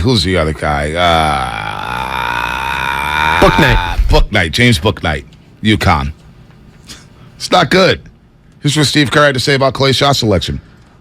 Well, last night it was an issue for sure. I think what we've always preached here and what we've always been really good with is creating a balance between our offense and defense, where you're getting stops and you're getting easy shots in transition, and then you're executing offensively to set up your defense. And the game, we always talk about the game being connected. And last night the game became disconnected, and Klay was part of that. The whole team was part of that. And so shot selection is a huge factor, especially if you're not defending well to start with, even in the half court. So it's an area where we've got to improve, and I'm very confident that Klay will be able to get out of this rut, whatever you want to call it. But it's a frustration that you can feel with him. You can see it in his eyes. He's just frustrated. He wants everything back right away, and it just doesn't work that way. You just gotta go out and play and relax and move the ball, and the ball will come back to him, and we'll get better shots. But I think that's something the whole group needs. B, I ask you, when you watch Klay Thompson, it feels like he's waiting for the big game to happen for him, and instead of letting it come to him. Yeah, but this is where I get worried. So eventually, you're gonna get hot. I don't care how good or bad you are as a player in the NBA. Some random guys always have nights, right? Klay's not a random guy. He's still, he's a legend. I mean, that's what he is. Whether he's at his apex, he's 70% of what it used to be. Who knows what the number is? But I fear that at some point he's going to have a great game, okay? And he's going to go, see, I should just keep gunning. And that's what I kind of worry about that, that maybe he keeps shooting the way that he does and then gets that negative reinforcement that's the way I need to play moving forward, when I don't think that that's a sustainable way. To your point about adjusting and needing to play well, like, I would much rather see him be much more efficient and get his 18. Like, I think we're waiting for a 35-point game. And I don't know if that does him any favors. I think Steph Curry said it best after the Phoenix game. Because do you get where I'm going with this? To your point, he gets hot, and all of a sudden he thinks he's back, and he falls back into bad habits. That's where coaching comes in to say, "Hey, Klay, this is why you had that hot night. Yeah. You don't need to fall back into the trap." Like, give me Steph Curry 5 straight 20-point efficient nights as opposed to the 138-point night. No doubt. And Steph Curry said it the other night after the Phoenix game. Klay has to understand. I have to understand. Jordan Poole has to understand. We have to let the game come to us. Yeah, that's the biggest thing. Let it. And what do they mean when they say that? You don't need to force up every shot. It's okay to pass the ball around. It's okay to pass up a good shot for a better shot. That's Warriors basketball. The extra pass that right now is not happening because of quote unquote agendas. Steph Curry's doing what he's got to do. He's the leader. He's the man. Dropped 50 the other night. We didn't talk about it enough. Klay Thompson trying to prove that he's back and shut up all the doubters, letting the outside noise affect him. Draymond Green trying to prove that he is a great teammate. Jordan Poole trying to prove that, hey, I am worthy of the $123 million guaranteed dollars that the Warriors just gave me. Andrew Wiggins, he's still balling, but he kind of floats there when things are not going awry, right? And then you got the bench players like Wiseman, Kuminga, and Moody trying to prove that they're worthy of being a lottery picks, that they can help this core win another championship. And you got DiVincenzo and JaMychal Green trying to prove, hey, we're great additions here. This is why the Warriors signed us. And oh, by the way, we have Jeremy Lamb on a 2-way contract fighting for his NBA life. So to your point about the 5 straight 20-point games and being efficient, that all comes with letting the game come to you. Let the game come to you. Let it just, you don't need to force every shot. You don't need to take 6 shots in the first 6 minutes of the game. Take 2, take 3. The Anthony Lamb thing is very interesting that you reference him, because I feel like of all the players on this team, I feel like he truly has an understanding of what he needs to do to stay on the floor and what he needs to do to be a contributing member to the team. And in years past, it felt like everyone was on that same page, but maybe one guy, right? We'd always isolate one guy. This guy doesn't understand how to play Warrior basketball. Today, it feels like Anthony Lamb and Steph and Looney, obviously. Like they know what's needed of them right now, and so few other guys do, and I don't know what to make of this team right now. I don't know, man. Like the Jordan Poole thing, I'm struggling with it, B, because every time he has a good game, it's like, boom, we need to bottle that up. The second he has a bad game, up the punch. And I'm like, okay, but the punch didn't affect him when he scored 35 or 36 the other day or whatever it was. It's only a bad thing when he plays bad. Like, what? I'm like, do you get where I'm going? I'm like really struggling with him.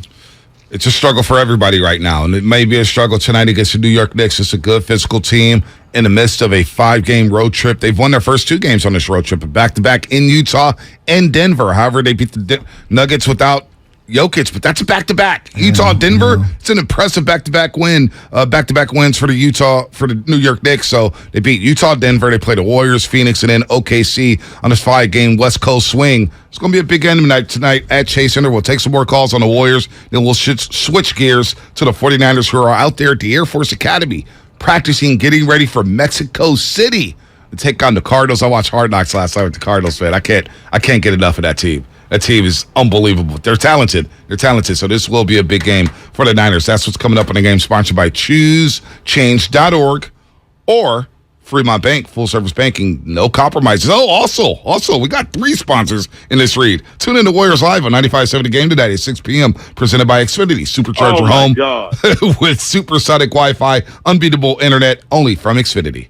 Life is uncertain. It's okay to feel stressed, anxious, worried, or frustrated. CalHope can help. Access CalHope's free and secure mental health resources. Call 833-317-4673 or live chat at calhope.org.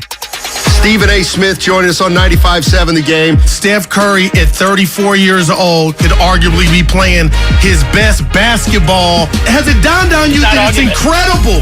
I can't come up with more superlatives to express his greatness as a basketball player, as a professional, and as a champion. I can't. He's one of the closest things to perfection we have ever seen from any winner we have ever encountered in the history of sports.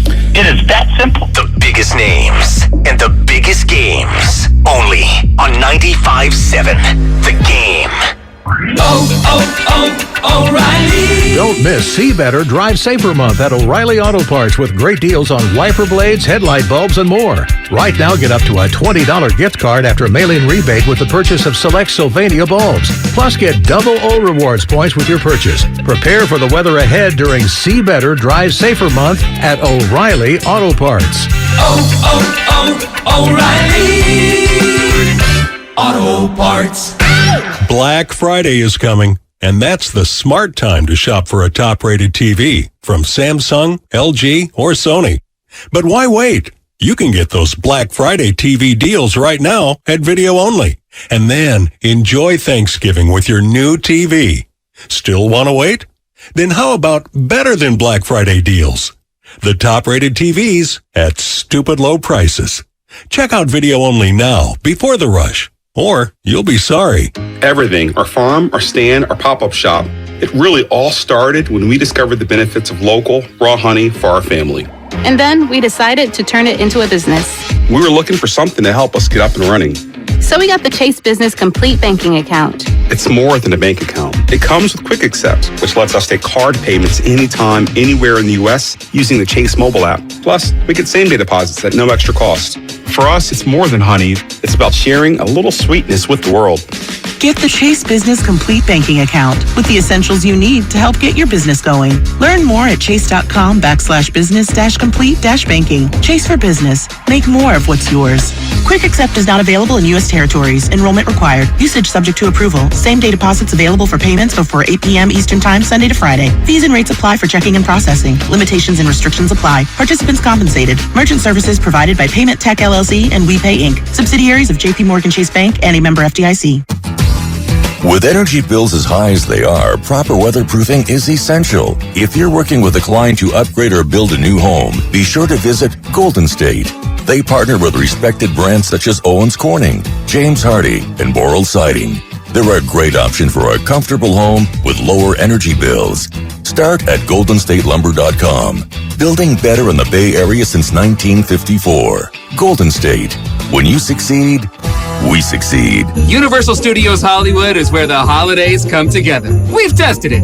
Festive food with refreshing Coca-Cola. Family, friends, and fa la la. Dazzling lights cranked up to maximum merriment.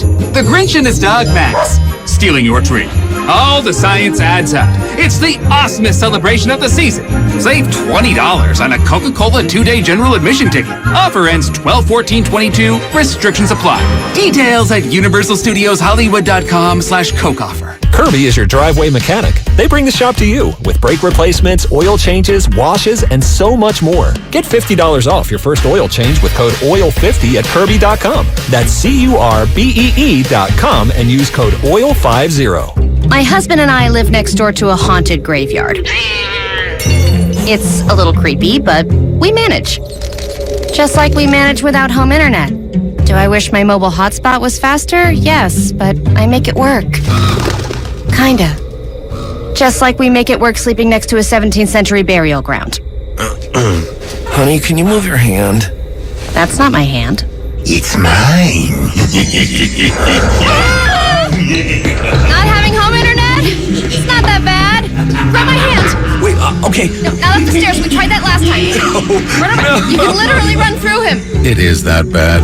Don't settle for just mobile. Get Xfinity Home Internet for just $24.99 a month for 2 years with no annual contract and a free streaming box included. Go to Xfinity.com, call 1-800-XFINITY, or visit your local Xfinity store today. Restrictions apply. Not available in all areas. Requires paperless billing and auto pay with stored bank account. After 24 months, regular rates apply. Offer ends 12/21/22. It's pro time because at Lowe's, it's Provember. Save big with inventory you can count on, like Flex products or DeWalt power tools starting at just $99. Plus, Lowe's MVPs members earn up to 3 times bonus points per dollar on select items. Save all Provember long. Bonus points calculated before taxes and fees after applicable discounts, if any. MVPs Pro Rewards Program terms and restrictions apply. See Lowe's.com/L/Pro Loyalty terms. Subject to change. Prices valid from 10/17/22 to 2/3/23 or until supplies last. Without the ones like you, who work tirelessly to keep things running, everything would suddenly stop. Hospitals, factories, schools, and power plants, they all depend on you.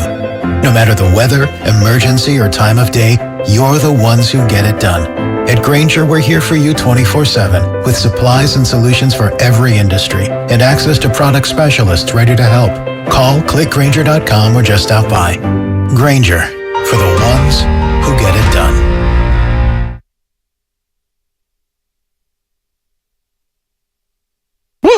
What's going on, Bay Area? It's your boy, Chewy Gomez from 102 Jams. Listen to me every day, 3 to 7, playing your best hip-hop and throwbacks. Now back to my boys, Bonte and Shasky, right here on 95.7 The Game.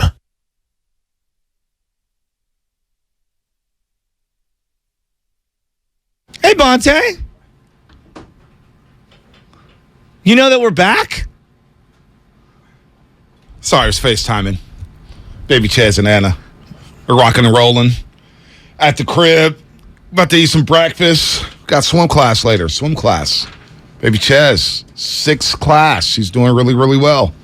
Really well. You get excited for class. She loves swim class. You or her? Both. I like swim class too. I'm now envisioning you like you were in the pregame show the other day with your floaties at a pool party. Yeah. I didn't go full pool party the other day. Spit on. Swim class is the best for the little ones because they are so tired afterwards and they just go to sleep. They go straight to sleep. And then you can relax. And then you do the fishes in the sea. Fishes in the sea. We all fall down at 1, 2, 3. Something like that. Look at you. Look at that. Look at that. Are you doing a little La Petite? La Petite? Yeah. Don't blow my cover, though. I'm not going to tell you the location. No, it's okay. You know, La Petite. Yeah, it'll cost a coin. Warm. Not that bad. Not that bad. You would know, though. I mean, you're the money maker here. You're the money maker. That guy's got a house on the fifth hole, man. No, first hole. First hole. Yeah. First hole. And shout out young Guido. First hole. He bought a spot around the corner from us. I'm actually really looking forward to that. First hole. Guido's the best. Isn't he the best? Young Guido is the best. Probably have the best golf of my life playing with that guy. He's a vibe. He's right? just, between him and Lucas cheating every other hole, but that's without saying. Have I met Guido? Yeah, young Guido. Brian Guanasso, you don't know about young Guido? Oh, yeah, I don't think so. From deep down South Glen Park? No, I don't know about Guido. I don't know about Guido. Young Guido, if you're out there driving a Recology truck, I miss you, bud. I don't know Guido. Football Friday, sponsored by the Jim Irsay Collection at the Bill Graham Civic Auditorium. On December 10th, for free tickets, visit Jim Irsay Collection. You may get a new game ball from the Colts when they beat the Raiders this past Sunday. Jim Irsay game ball. No one want to see Ponte's floaties. Hey, calm down, 707. So Jim Irsay, the Collection, it's a rock and roll American history pop culture thing. I'm looking at the website right now. Jackie Robinson pictures are up there. I see guitars, the Beatles stuff, and it's a photo of him looking super plastered with black glasses and a guitar. He looks like he's ready to rock out. I love it. Yeah. He does play the guitar. He looks like he's been pounding a whiskey, especially this season. But he was on his private jet in Vegas. Hey, that's a big win, and everything in life is a gamble, baby. You saw that. He hit him with a just win, baby, too. He hit him with a just win, baby. Jim Irsay. Hey, you know what? He went out there. He got Daniel Snyder out the paint. He went out there, ripped Daniel Snyder, took one for the team. Let's go to Bobby in Oakland. Bobby, what's happening, man? You're on the roast. By the way, shameless shout-outs. 23 minutes. We got some big high school football playoff games this weekend. Big high school football playoff games. Bobby in Oakland, what's happening? Hey, what's going on, fellas? Man, always good to hear you guys, man, for sure. Hey, yeah, I gotta get on these Warriors, man, because I listened to. It's funny we were talking about the Draymond situation earlier. I listened to Eddie House yesterday on the interview, and he was asked about that scenario with Draymond, and he said it's ramifications with that. And that's going to continue to be on and on. And they said the biggest result was that instead of Draymond being looked up to as a leader, as someone who could guide you, now he's looked to as a bully. And you got two different camps with that situation. So he's not saying what should happen, but that's still what's going on. And I'm kind of thinking, as we looked at the other day, how they played against Phoenix, you can see it in their eyes. Just the chemistry is missing. And I'm saying all to say this. I know it's unpopular to say. You're probably going to have to include Draymond in the trade, some type of package, because it doesn't seem like we can win with him. We may not be able to win without him, but in order for that team to come together, that looks like where it's happening. And I'm hoping, with another quick note with Steve Kerr, I just hope he turns the page and let these young guys come up and just play, man. Maybe too late now, though. Maybe too late into the season. You're 6-9. Got to get some wins going on here. Got to get some good habits built. It's kind of the chicken and the egg at this point, no? Like, you're going to need them. Like here's the problem, B. You can't just ostracize them, and then now they're useless for the rest of the year. No, I'm not saying that that's what we're at, but because if that's the case, then now you're pivoting to they're useless for us, and we have to trade them, and now you're also simultaneously diminishing some of their value. You could do what Stephen A. Smith said on the Steiny and Guru show yesterday. Now, if you have changed and you no longer believe in some of those young guys, are you ready for this? Mm-hmm. Go ahead and make the trade for Kevin Durant. Yeah. Go ahead and make the trade for Kevin Durant. Yeah. Because you can't waste. You cannot waste Steph Curry playing like this. You can't take this for granted. You can't waste it. If you don't believe that these young brothers can be ready to help you repeat, I'm asking you, do you? That was actually on First Take, but Stephen A. did join Steiny and Guru. Elite audio quality. I forgot somebody told me nobody cut the highlights in the midday, so I don't know what the hell goes on here after 9:30. But that was actually on First Take. But he reiterated that with Steiny and Guru yesterday right here on 95.7 The Game. So if you don't believe in him, go get Kevin Durant. Now, Kevin Durant looks a little happier in Brooklyn. They got the game winner yesterday in Portland. Tip in by Royce O'Neal. They're now 7-9. And look, despite all the woes with the Golden State Warriors, I look at the standings, right? We're 15 games in. They're 3.5 back of the Portland Trail Blazers for the top seed in the West. Portland lost last night to Brooklyn. They're going to fade. All right, Utah, the fade is already starting. They've lost 3 in a row. Oh, the Laurie Marketing MVP campaign is slowing down? It's done. Desmond Bain's out for a while for the Memphis Grizzlies.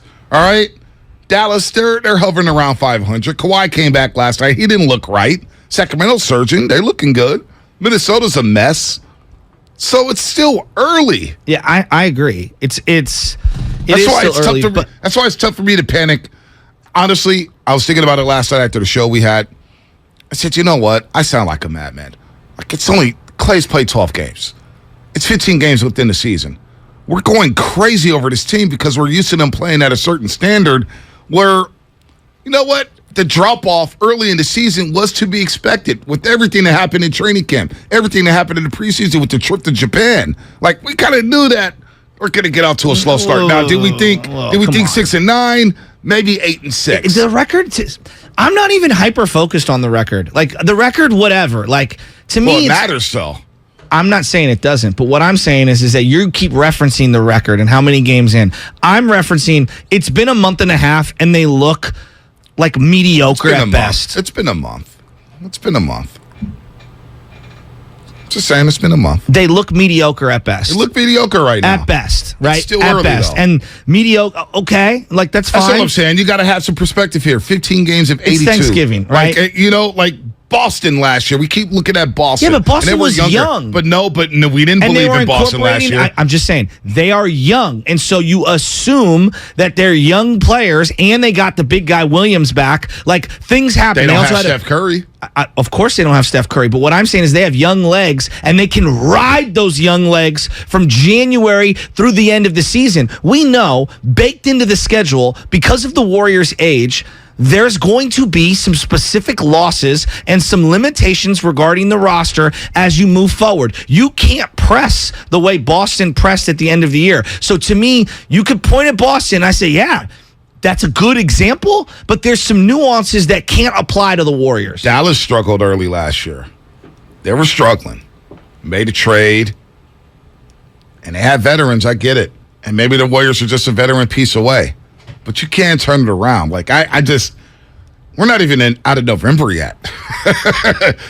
And I know it doesn't look good. It looks very, very clunky. All I'm saying is the panic meter,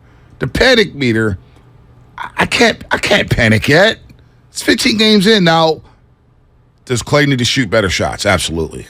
He's got to get better with his IQ offensively. Can I ask a question before you keep going? He has to be more consistent. Go ahead. Ask the question. Why do we instantly, like we do this thing just in life, like they're going to win it all or I'm panicking and they're completely finished? Because that's what people do. But there's like 75 different freeway ramps in between those two things. You tell me why people do that. Instead of the panic word, just say, they look bad right now. It doesn't look good. This team, we know, really, that the point of all the yelling and the craziness and all of the vitriol around this team is the championship word. Because they have a championship core. No, they've got a championship player. And we have identified the Holy Trinity, the unity, if you will, as an unbreakable unity. Clay and Draymond and Steph Curry. Okay, I think now this year is giving us a little bit more clarity that, like, really, the championship trinity is probably more like the Steph Curry trinity, as in Steph Curry is above the other ones. The other guys are great. We love them. But, like, if they're going to win a championship, it's going to be on the back of Steph Curry. Let me ask you this, then. Because it would not shock me if Clay turned it around. It sounds like it would shock you. Yeah, he could. It sounds like you don't believe Klay Thompson could turn it around. No, I think he's going to have some good games. But I think he's going to have more lackluster performances than good ones. So he's going to be an inconsistent player this season. Yeah, I think so. But I think he's always been offensively streaky is the way I would describe it, not inconsistent. And maybe I'm parsing words here. But he brought so many other things to the table on a consistent level. I don't think you can count on those other things. I think that the streakiness is only, highlighting some of the other lost areas that were so reliable for him and so made him such a winning player and this a winning team. I think he's going to scale back a little bit, and he'll start to show the Klay Thompson he was last season. I'm still going to ride with the fact that he didn't go through 5-on-5. He's not in the best shape. The minutes restriction got lifted, what was it, game 5 when it got lifted? Game 6? So you're dealing with that. I think we can see the version of Klay Thompson we saw last postseason. I'm still confident in that. It's one of those things where until I see that it's not possible, then I'm not going to go that way. I need to see it first. You know what I mean? Yeah, I need to see it first. I just think there's this general sentiment, and maybe I was guilty of this at some point. It's going to last forever. Nah, I don't. And I just don't think that, it is going to last forever because I don't think nothing lasts forever. But I look at it and I'm going, I thought it would last longer than maybe what it really is going to be. Because I was thinking maybe 2 or 3 more years. Now it's feeling like 6 months to a year. That's what it feels like now. And I think that cold reality is like getting slapped in the face with a frozen fish at Pike's Market.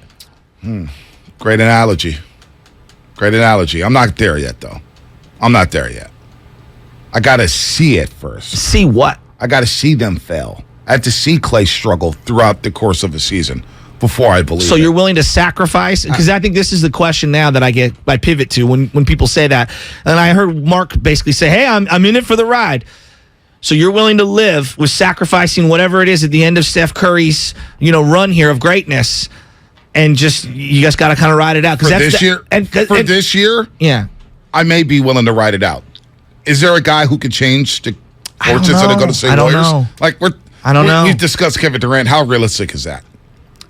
I don't know. Realistic enough that Steph Curry felt obligated to reference it in a Rolling Stones article, and the Warriors acknowledged to sniffing around about it. Right, but how realistic is it really for Kevin Durant to be a Golden State Warrior this season? I don't know. How much can you net by trading the young guys? Do you even want to trade the young guys? I don't know, but I'm willing to go down at least with Klay Thompson. I'm willing to go down with the shit with Klay Thompson. What about why did you not include Draymond Green there? He has a player option, and I'm not sure if the camaraderie and the synergy is not there, something's going to have to change. Because I told you this, I need Draymond to be Draymond. Yeah, well, and I need the full Draymond Green package, and the full Draymond Green package comes with hurting some feelings. With hey, get your ass back. Has he lost that right though? With some of these guys individually, maybe. But and I told you that would be a problem. If he has to scale back on that stuff, which he has, it seems like he has, then that's a problem. Then I can't get the full Draymond Green package. Yeah. I need Draymond to be Draymond. Hey, Looney, get the hell back. Screen. I need him. Hey, Klay, stop shooting the damn ball. I need that. Well, I feel very complicated in this situation because I'm feeling the pull from both directions. On one angle, I know what I would feel like. And if I was part of the Klay, Dre, Steph trinity, I would say, look what I've given you. I would want them to give me the leeway, the respect, and the right that I've earned on one level. Then on another level, as I'm being tugged away, I cannot get inside Steph Curry's head. And if I were Steph Curry, I would also want the right and feel like I've earned the right to be able to compete for championships. And if I feel like we're not competing for championships, I can understand that point of view of saying this isn't good enough. So I'm tugged in both directions, B, and that's I think a lot of Warrior fans are. No doubt. It's tough when you're in it and you see the struggles. And you want instant gratification. And you have Steph Curry playing at this level. It's not even instant gratification. I just want to cling to the feel goods of the past. That's what I want to cling to what we just did in June. Yeah, but that's over. I know. That's over. And that was going to be over because teams know the champs are coming to town. Yeah. And they're going to get everybody's best shot. Everybody's best shot. And if you're not clicking, and we've seen this in Detroit, we saw it in Orlando, we saw it in Sac, we saw it the other night in Phoenix. When you're not clicking, it looks ugly. It looks ugly. But it's still, I still try to go back to, it's just game 15. Now, we get to game 30, and they're 13 and 17, then we got problems. We have problems. The only time in Warrior history that I can remember they made a monumental move that shook up at the deadline for an in-season thing is obviously the We Believe, which is maybe, in terms of their franchise, one of the greatest moves they've ever done. I know in 1975 they made a deal in the middle of the season as well. But, in my lifetime, it feels like trading Dunleavy and Murphy and getting Stack, Jack, and Harrington just kick-started everything. And it just rejuvenated and reset everything that they've got going. they bottled that up, and they went as far as they did, second round. And this team wants to win a championship. So I can't think of a situation where there was a major move made in the middle of the season and a team won a championship. Acquiring Clyde Drexler, is that the closest? Houston Rockets. That was big. Because I don't remember exactly what they gave it. Was it Vernon Maxwell and something else? Yeah, Maxwell was still on the team. They gave up, it wasn't Otis Thorpe because Otis Thorpe went to Phoenix. I don't remember the deal, but I remember when they did secure it back with Clyde Drexler. Vernon Maxwell didn't play in the playoffs because he was ticked off that Clyde Drexler was starting. So there you go. I knew there was something with Vernon Maxwell and Clyde Drexler. Max was like, I'm ticked off, but he still rocks a championship ring.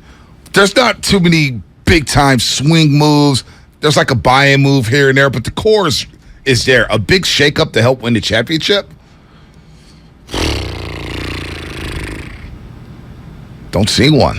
Well, not mid-season. No. Clyde Drexler, Tracy Murray for Otis Thorpe, Marcelo Nicola, and a first-round pick. Otis Thorpe went to Portland. Tracy Murray. Otis Thorpe, one of the great later bodies. on when he went to Phoenix. That's right. Otis Thorpe, one of the great bodies in NBA history. Otis Thorpe was a boss. Yeah, he was sweet in Atlanta. Sick.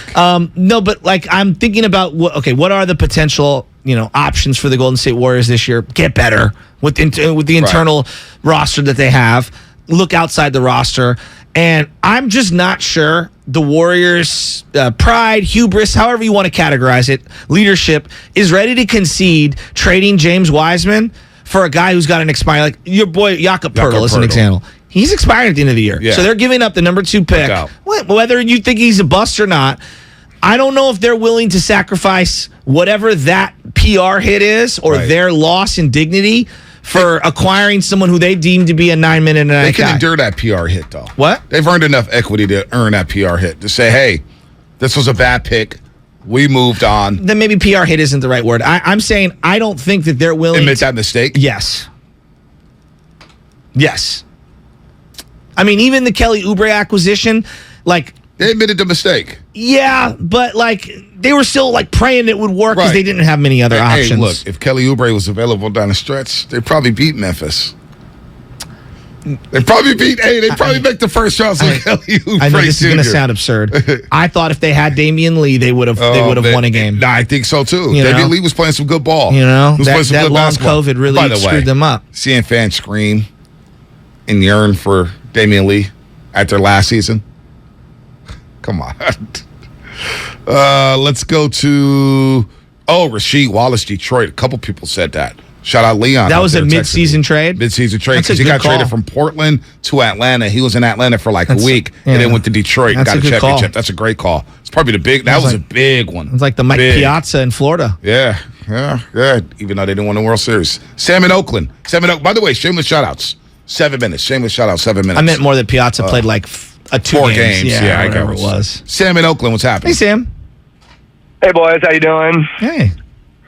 All right. So this will probably take maybe about 45 seconds. I think that deep down, the problem is that when we want to choose between old and new, we're forced with being hypocrites because of what Draymond did and the fact that we all know it's wrong. And we all know that deep down it does have an effect and it has had an effect. I went to one game early on, and Vontae, tell me if you see this. During warm-ups, I watched the whole thing, and every time Draymond went to a corner, people would slowly move away from him. People didn't talk to him during the warm-ups. If he talked to somebody, they would talk to him, but then they would move away. And I watched it with my own eyes. Vontae, I'm sure you've seen something similar. I have Draymond not. Cannot be Draymond. Wow, I have not, but I will pay attention because I'm on the air. We're on the air during warm-ups. We're doing the coverage hit during warm-ups. When the teams come out in the tunnel and warm up, that is very intriguing, though, Sam. That's a good eye because that stuff matters. The little things like that matter to me. If that's the case, that's a tough scene. But I'm not able to see the warm-ups because obviously we're on TV and then we do the coverage hit. And so when I walk in, tip-off is happening. Well, those things matter.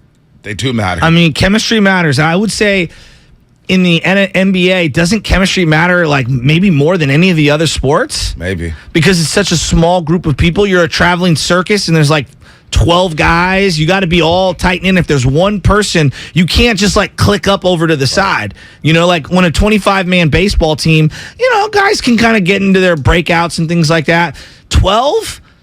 You can't avoid a person. No, you can't. You can't. By the way, James Wiseman down in Santa Cruz and talking to some people who was in the locker room when James Wiseman got the news broke to him. It was a tough scene. Here's what Steve Kerr yesterday on Damon and Rido had to say about that conversation with James Wiseman as he goes back down to Santa Cruz, where he'll play tomorrow for the Sea-Dubs. It wasn't difficult to give him the news. It's more matter of fact than anything. You know, James needs reps, and everybody knows that. And so talking to him, what I love about James is he's so committed to getting better, to the team, to the group, and he knows this is a good thing for him. Not easy. You know, he wants to be here and he wants to be playing a lot, but there's a process that goes into all this stuff. There's so much that goes into becoming a really good NBA player, and particularly when you're a big man and you don't have a lot of experience, it's just going to take longer. And so the G League Santa Cruz is going to provide him with a lot of reps and a chance to kind of maybe sit back and watch our games a little bit and get a fresh perspective, and then be back before too long. I would hope so. I want James Wiseman to thrive so bad. I do.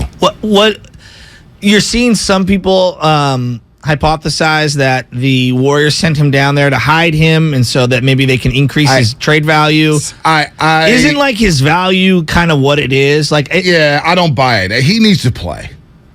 He needs to play. James Wiseman. No, I'm saying if you're an outside team. Yeah, outside team. If you were to trade him, I'm saying, don't teams already kind of know what they're getting? A raw. There's team scouts. There's team scouts in every single game. Like a game down in Santa Cruz isn't really. Is it? I don't know. It's more so about fixing him. Yes, it's more so about saying, hey, how can you adapt to our system? How can we get you to set better screens? How can we give how can we get you to be more outgoing on the defensive end of the floor? How can you communication, rebounding, blocking shots? That's what it's about, because every team knows what James Wiseman is. Scouts are at every game, whether it's G League, pro games. The Portland Trailblazers scout was there the other night at Chase Center. Why is the Portland Trailblazers scout there watching the Spurs, Spurs and Warriors? Scouts are everywhere. They know the film, so it's more so about getting him up to speed. How do you know that the scout was there? Oh, because they sit in the media section. Oh, and does it say scout? Portland Trailblazer scout. Oh, and educate me. I didn't know this. Okay. Scouts got Niner games. There's scouts where we sit at Levi Stadium in the press box. Third deck, there's all these scouts, whether it's from Atlanta. It's scouts everywhere. It's fascinating. I've been to an A's game and a scout sat next to me for the Texas Rangers. All get up, all like sunglass stuff. I think it was just for whoever was pitching, like Scott Casimir. See, in my mind, all the scouts are wearing like the fedora hat, and they're like this guy looks like 1930. I know, but in my mind, when I hear scout, I'm thinking of like old school baseball scout visiting some guy playing in some barnstorming league somewhere. I don't know why. I just in my mind, that's the way I visualize it. Yeah, no, it's. In fact, I prefer that kind of scout. I used to see what's his name? Who's a former GM of the Raiders? Reggie McKenzie? Reggie McKenzie, yep.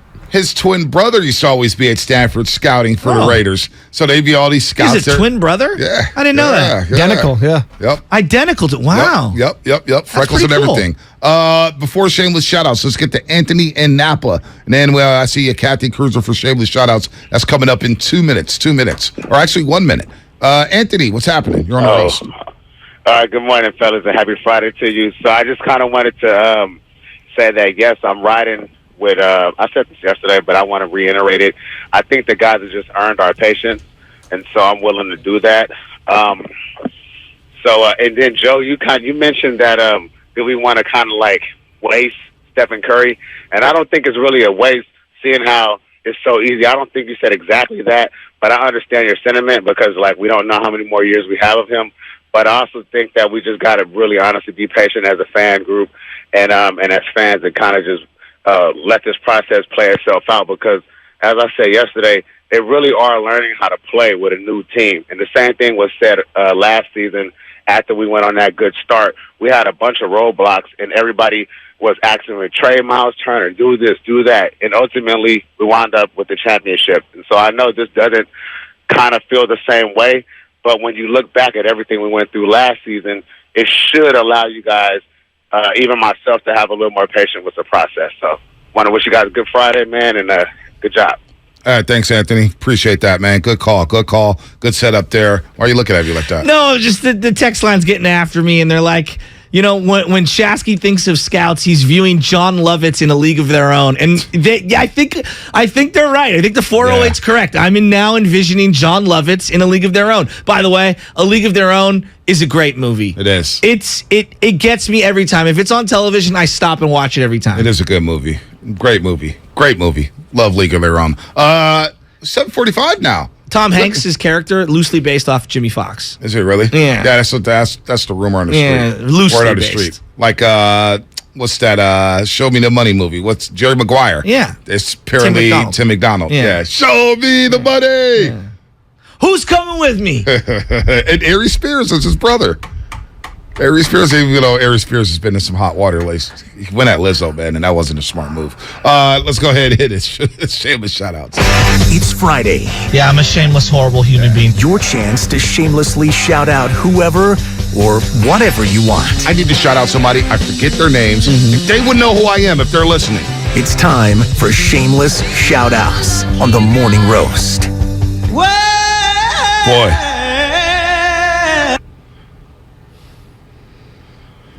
Boy, people didn't like that call about the Draymond warm-up stuff. I'm like, man, that's cap. People are tapping them up in the pregame warm-ups. Now I want to see the pregame warm-ups, man. How can I jet out of there early? Hey, Mully, do the coverage hit. I want to watch the pregame warm-ups to see what's happening. All right, shameless shout-outs here. I'm gonna start it off. Shout out to little Mikey. Celebrated his birthday yesterday. Nice. Little Mikey, wet. Happy birthday. I'll see you guys in a couple of weeks. Happy birthday to little Mikey out there in the town. What you got? All right, a couple of them real quick.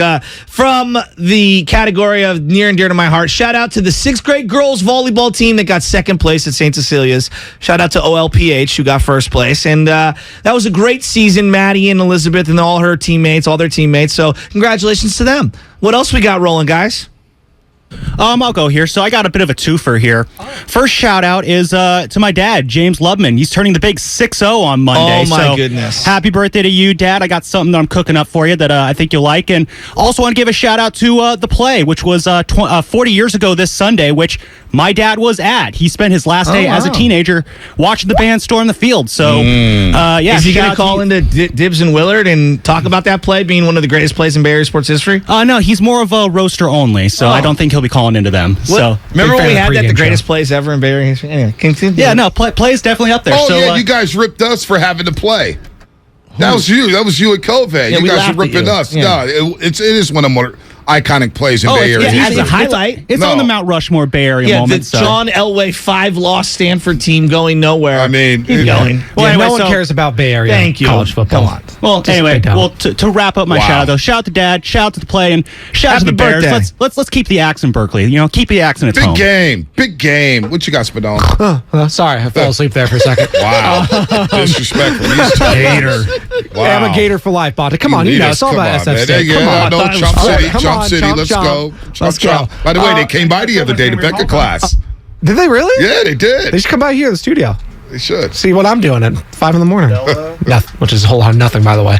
I'm going to shout out my baby girl. Turned 1 month old. Yes. Little baby Nora. Baby Nora. She just got one of her first shots. A little fussy. Keeps me up at night, but I love her. Shout out Jade for being a great mom that she is. She's got, like 6 months off of maternity leave. Jeez. Must be nice. Where's she working? I need to get in there. Right? Yeah, great coverage for me. 6 months off. Hey, Eddie, you ready to have another baby? We get away from Sasky for 6 months. Come back with no job. Okay, timeout. You couldn't lay all the way from the microphone for like 5 seconds. Let me give a shout out to St. Ignatius football team tonight, taking on Aptis and all those former St. Cecilia's players that are draped all over that team. And Cooper Lucy hit a field goal, hit an extra point tonight. No, forget that. Young Mr. Hogan, sophomore running back number 26 for St. Ignatius. Oh, okay. The son of James Hogan, the son of Tanisha Cooks. Shout out Tanisha, the nephew of Antonio Cooks. Hogan is carrying a load at SI as a sophomore, number 26. He's the Derrick Henry. Dude, he is the Derrick Henry. Go watch his highlights. Dude is a beast. A lot of high school football games. We're going to get to the calls in just a second. Sorry. Hey, tight there. I want to see some other games here. Oh, Pitt, De La Salle. That's the big one tonight. Pitt versus De La Salle at Dublin High School, Friday, 7 p.m. Nice. That's going to be a good one. Hey, Jayden, go out there and get your money, baby. Freshman corner starting at De La Salle. Go get your money, Jayden. Go get your money. What else we got? Cardinal Newman at Acalanes. We got Annalee up there up north against Miramonte. Ooh, that's a good game. I want to shout out all the city softball players in Open and Double D, C, etc. Masters. Olympic Club won last night for the Masters team. Big championship weekend where everybody's playing at Jackson Park. So shout out to everybody. Good luck to the Dingers who knocked us out the other night. No doubt. Also, shout out to Bonte's knockoff jersey collection. I don't have knockoff jerseys, buddy. I'm authentic, baby. If it ain't authentic, it ain't me. I'll take your fake ones. I was never NBC a replica authentic. guy. Yeah, NBC authentic. There you go. I was never a replica guy, even when I was broke. I'd rather just wear no jersey. Lincoln versus Balboa, Turkey Day for the third time in a row. Wow, what's up, Edison? Coserino up there. Wow. Balboa Buccaneers knocked out my Washington Eagles. Balboa versus Lincoln. That's a great matchup. Yeah, no doubt. Balboa Mustangs versus the Bucks. Yeah, that's a big one at Keys R Stadium. All right, let's get through these. Keep Kathy, Pittsburgh. What's up, Hey, Kathy? Hi, I want to shout out El Cerrito Gauchos. They play Northgate today. Nice. They're 10-0. Nice. They're in first seed.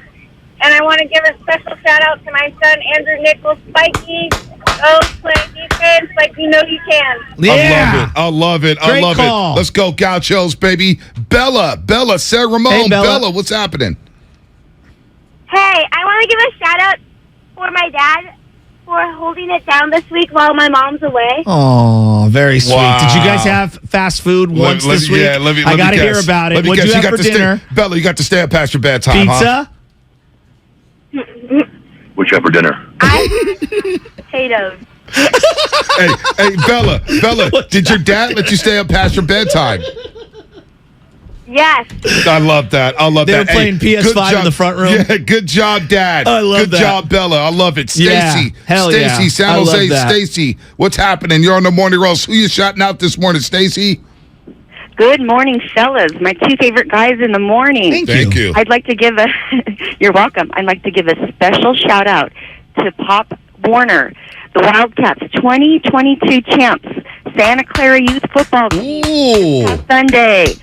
Special shout out to Miles Armstrong, number 44. Let's go. I love it, Stacy. Let's go. Let's go. Shout out Charlie Sheehy for his first round knockout. Remember, he's on ESPN, part of the promotions. Yeah. Local boy from the Excelsior Shout out. Pacifica. Yeah. He's Charlie fighting out of Sheehy. Brisbane, right? Yeah. There we go. Shout He's out a to beast. By the way, shout out Nick Newman. When I think of Brisbane, I think of Nick Newman. City of the Stars. There you go. Cruiser, San Jose Cruiser. What's happening? Yo, fellas, morning. Just want to give a shout out to my nephew, Nate Dogg Santiago, Wilcox High School. Tonight, the Chargers are playing Bellarmine. They called him up from JV to varsity to help him out. So let's go get that win, baby. Love you, nephew. Beat the Bells. Yeah, go get that Everybody dub. in the WCL wants to see the Bellarmine go down because they're always loaded. Yeah, They're a good program. They are a very Everything good they program. do. Sarah, too. Sarah High School looks loaded this year. Tamir, Oakland. What's happening, Tamir? Hey, what's up, guys? I got to give a shout-out to my basketball team. We started our season. Nice. Big season this year. We're 1-0. We beat Richmond Oilers. So Let's go. Shout out. Big season for us. Let's go. Is that Shout out Tennyson? to the game, too. Shout out to you guys. Tennyson Hayward. Nice. Tennyson Hayward. Nice. SI at home tonight in the lights. Yeah. The lights in the sunset. I kind of want to. We got Knicks Warriors. Man, maybe I'll stream that on my laptop. Duke in San Francisco. Duke, what's happening? I do. I'm Man, telling what's up you. with my brothers? What up, Duke? The morning roast, What's up, butter Duke? toast. It's time to rise. What's up, Big Duke?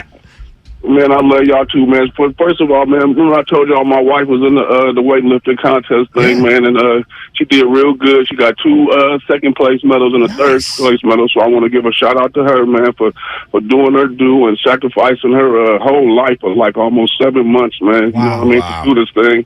So that was real big. Lincoln versus Bow, I got mixed emotions about that because I went to Lincoln for 3 years, and then I went to Bow for a year. Oh, so man. I got mixed emotions on that. But I got a little nephew, my boy Phil Rodriguez, that worked with me. His grandson played for Clayton Valley. Y'all remember this name?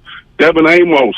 The boy gonna beat somebody. All They right. got smashed last week. against De La Salle, but he gonna be all right though, man. Let's you know what I go. mean? First of all, shout out to y'all because the way y'all hold it down, man. Have been doing this week a beautiful week, man. And then to all the YouTubers, man, they got a lot of support for y'all, man. All those YouTubers, the Drew Down, the Ty Millers, and all them. Let's go. Shout out to all y'all, man. I love y'all, man. Niners, Warriors, let's get it. Let's get it, baby. Jack in Chicago. Then we'll get to AJ. We'll move on to the injury report. Jack, real quick, share the shout-outs.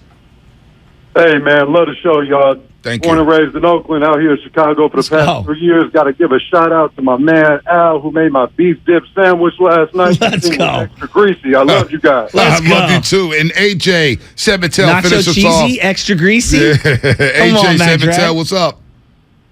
Good morning, fellas. What's going on? What's going on? Up to my daughter, Cambria, for her 8th birthday today. Nice. It's my brother's also. He's 45. And it's my father-in-law. So I just want to say happy Friday to y'all, and thanks for putting me on. Absolutely. And by the way, a lot of birthdays. And another special shout-out to our roaster, Chelsea. She's going through it. She lost her dad earlier this week. She follows us on Twitter. She's always in the chat on YouTube. She's a roaster. She loves her Warriors. So hopefully the Warriors get one for her tonight. Chelsea, we're thinking of you. Yeah. Shout out to you and your family. And our condolences go out to you. Stay strong. You'll get through it. And we're there to help. All right, with that said, the injury report. A lot of fun on the shameless shout-outs today. Injury report time. It's time for the injury report. It really hurts. Brought to you by Boxer & Gerson, Northern California's premier workers' compensation law firm, helping injured workers get their lives back for over 40 years. All right, the Niners are likely to be without Eric Armstead on Monday night when they take on the Arizona Cardinals. And I'm thinking, man, Ndamukong Suh, Linval Joseph just signed with the Minnesota Vikings. Boy, Niners could have used a D tackle, especially with the question marks around Javon Kinlaw. Armstead did not participate in practice yesterday as he continues to recover from various foot and ankle injuries. But on a positive note, wide receiver Danny Gray was able to participate in practice after rolling his ankle before last week's game. He is still listed as questionable for Monday Night Football. It's the Arizona Cardinals. The injury report brought to you by Boxer & Gerson, Northern California's premier workers' compensation law firm, helping injured workers get their lives back for over 40 years. What is coming up on the game? Sponsored by Fremont Bank, full service banking, no compromises. Darrell Wright's back, baby, on the morning roast here on 95.7 The Game. Hey, it's Dibs, and you know how big of a football fan I am, so naturally, I can't wait for the World Cup to start. I'm going to be out at Mad Dog in the Fog, Tuesday, November 22nd, starting at 7 a.m. until halftime, as Mexico takes on Poland. Then I'll head straight back to the studio for the Great Willard and Dibs Show. Come on out, let's drink some Estrella, and join me at Mad Dog in the Fog in the city at 7 a.m. on November 22nd. Bay Area. I'm pumped to tell you about this new brand, and I'm rocking the gear right now. I got the Dylan Vintage Wash shirt on here at the game. It's Flag and Anthem. I met the co-founders last week. They sent me a box of gear. I went through the whole thing. It's so legit. I didn't even know what to wear. There were so many cool things. They make the best flannel shirts, jeans, jackets, and hoodies, and you can find it all over the place on the website as well. And it doesn't break the bank. They got a deal right now. Get ready for Black Friday. Order something for the family or yourself. The clothes are comfortable, and they're versatile, and they're a perfect fit for the ever-changing weather here in San Francisco. Plus, they work with our boy, Christian McCaffrey. Yes, the Yay Area Zone. When he's off the field, it's Flag and Anthem. That's his go-to gear. Who doesn't want to look like CMC? So head over to flagandanthem.com right now and use the code GAME, G-A-M-E, for 25% off. They've already got other holiday deals. Look it up, and they got stuff for men and women. Flag and Anthem, real clothes for real life. This year's ratings of the best TVs just got published, and Samsung, LG, and Sony scored the highest. Also, they warned about the poor performance of the bargain brands promoted at some stores. So where can you get the best deal on the top-rated TVs? At the club? Online? Nope. At Video Only. They've got their better than Black Friday deals on right now. Don't be sorry. Check out Video Only before you buy. If you own a business, this has been a bumpy ride. From pandemic to inflation, I'm sure you could use a break. If your business has 5 or more employees and survived COVID, you might be eligible to receive a payroll tax refund of up to $26,000 per employee. The challenge is getting your hands on it. Hi, I'm Howard Mackler, and that's why I founded GetRefunds.com to cut through the red tape and get you that money. The team of tax attorneys we have put together are highly trained in this little-known payroll tax refund program. We do all the work, charge not a dime up front, and simply share a percentage of the cash that we get for you. Businesses of all types qualify, including those who took PPP, nonprofits, and even those that had increases in sales. We have helped return over $1 billion to businesses, and we can help your business too. Just go to getrefunds.com and answer a few questions. This payroll tax refund is only available for a limited period of time. Don't lose out on up to $26,000 per employee. Go to getrefunds.com. That's getrefunds.com. If you own a business, this has been a bumpy ride. From pandemic to inflation, I'm sure you could use a break. If your business has 5 or more employees and survived COVID, you might be eligible to receive a payroll tax refund of up to $26,000 per employee. The challenge is getting your hands on it. Hi, I'm Howard Mackler, and that's why I founded GetRefunds.com to cut through the red tape and get you the money. The team of tax attorneys we have put together are highly trained in this little-known payroll tax refund program. We do all the work, charge not a dime up front, and simply share a percentage of the cash that we get for you. Businesses of all types can qualify, including those that took PPP, nonprofits, and even those that had increases in sales. We have helped return over $1 billion to businesses, and we can help you too. Just go to getrefunds.com/sports, click on Qualify Me, and answer a few questions. This payroll tax refund is only available for a limited period of time. Don't lose out on up to $26,000 per employee. Go to getrefunds.com/sports. That's getrefunds.com/sports. Were you abused by a priest or clergy member? You're not alone,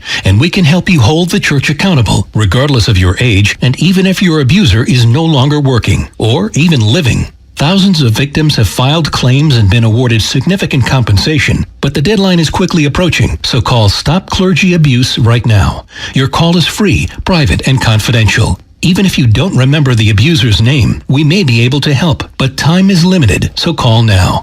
Catholic dioceses have paid more than $3 billion to victims, with the average national settlement at $268,000. In parts of California, the settlements are much higher. Call 800-230-5678 now, or soon you may forever lose your chance to file a claim. You can't change the past, but you can be compensated for it. Call 800-230-5678. A representative is standing by to help. Call 800-230-5678. That's 800-230-5678. Without the ones like you, who work tirelessly to keep things running, everything would suddenly stop. Hospitals, factories, schools, and power plants, they all depend on you. No matter the weather, emergency, or time of day, you're the ones who get it done. At Grainger, we're here for you 24/7 with supplies and solutions for every industry and access to product specialists ready to help. Call, click Grainger.com, or just stop by. Grainger, for the ones who get it done. When people have a craving to explore new and traditional Asian cuisines, they head to P.F. Chang's, where scratch-made dishes come from the 2,000-year-old tradition of wok cooking. P.F. Chang's wanted to explore new possibilities for their website. They turned to AmericanEagle.com. AmericanEagle.com re-architected P.F. Chang's website, integrating multiple third-party systems to create a unified digital experience. The results? Improved page speed and performance, personalized content based on users' location, intuitive online ordering, an increase in organic search visibility, and a 40% increase in new users. For scratch-made Asian cuisine, visit your local P.F. Chang's or go to pfchangs.com for website design, development, digital marketing, and hosting that produce efficiency, revenue, and results. Visit AmericanEagle.com. P.F. Chang's and AmericanEagle.com. Another example of the best businesses in the world, turning to the best in the business for websites. Go to AmericanEagle.com or call 877-WEB-NOW1. That's 877-WEB-NOW1. You're listening to 95.7 The Game, kgmz-fm at HD1 San Francisco. Always live on the free Odyssey app. It's time to wake up with a nice cup of morning roast. Featuring Fillmore's finest, Monte Hill. The pride of the Excelsior, Joe Butcher Boy Shasky. You're listening to 95.7 The Game, the morning roast. Oh, man. YouTube chat is fired up for this. They're ready for things to be spiced up a bit here on the roast. As we say good morning to everybody out there. Go ahead and hit us, Spinoni, for the first time all season. The one and only D Wright's back. He runs South Beach. Go holler at my boy Miles at Prime 112, the owner. Definitely drop my name. I'm always good in the MIA. He has his own commercials. Thought I'd spice things up. He's now taking over the dial as our 95.7 The Game Warriors insider. Hey, Bonte, I don't play basketball no more. I'm a full-time golfer. Hey. Okay? Here's Darrell Wright. It was good to have our main man back on the set Monday. Of course, he was with us Wednesday as well, and he'll be back throughout the season, of course. As he was coaching the kids, he was out there helping out the youth, but D. Wright is back, and he's back on the roast. D. Wright, what's happening? Fellas, man. Thanks for having me back. It feels good to be back. Hey, we missed you during baseball season, but we really didn't miss you during baseball season because the Giants were scuffling and the Dodgers were rolling. But as soon as the Dodgers lost, we were back to talking that smack. But we don't have many things to say about baseball. We'll cut straight to the chase, man. How's the golf game? The roasters want to know how's the golf game going these days. Oh man, I had a little injury. Not gonna lie, I was on IR for about a month, so I'm back out there. The game is getting there. I think once you get hurt, you come back, you kind of swing easy, your tempo's a little bit better, so I'm getting better. You need to talk to Shasky about injuries, man. He gets hurt every other day. He's got foot issues from playing softball. Wait, time out. He's got hip injuries. Darrell. He's had concussions. This guy's had a litany of Explain injuries. to Bonte that when you're an athlete, you're going to be more susceptible to getting injured.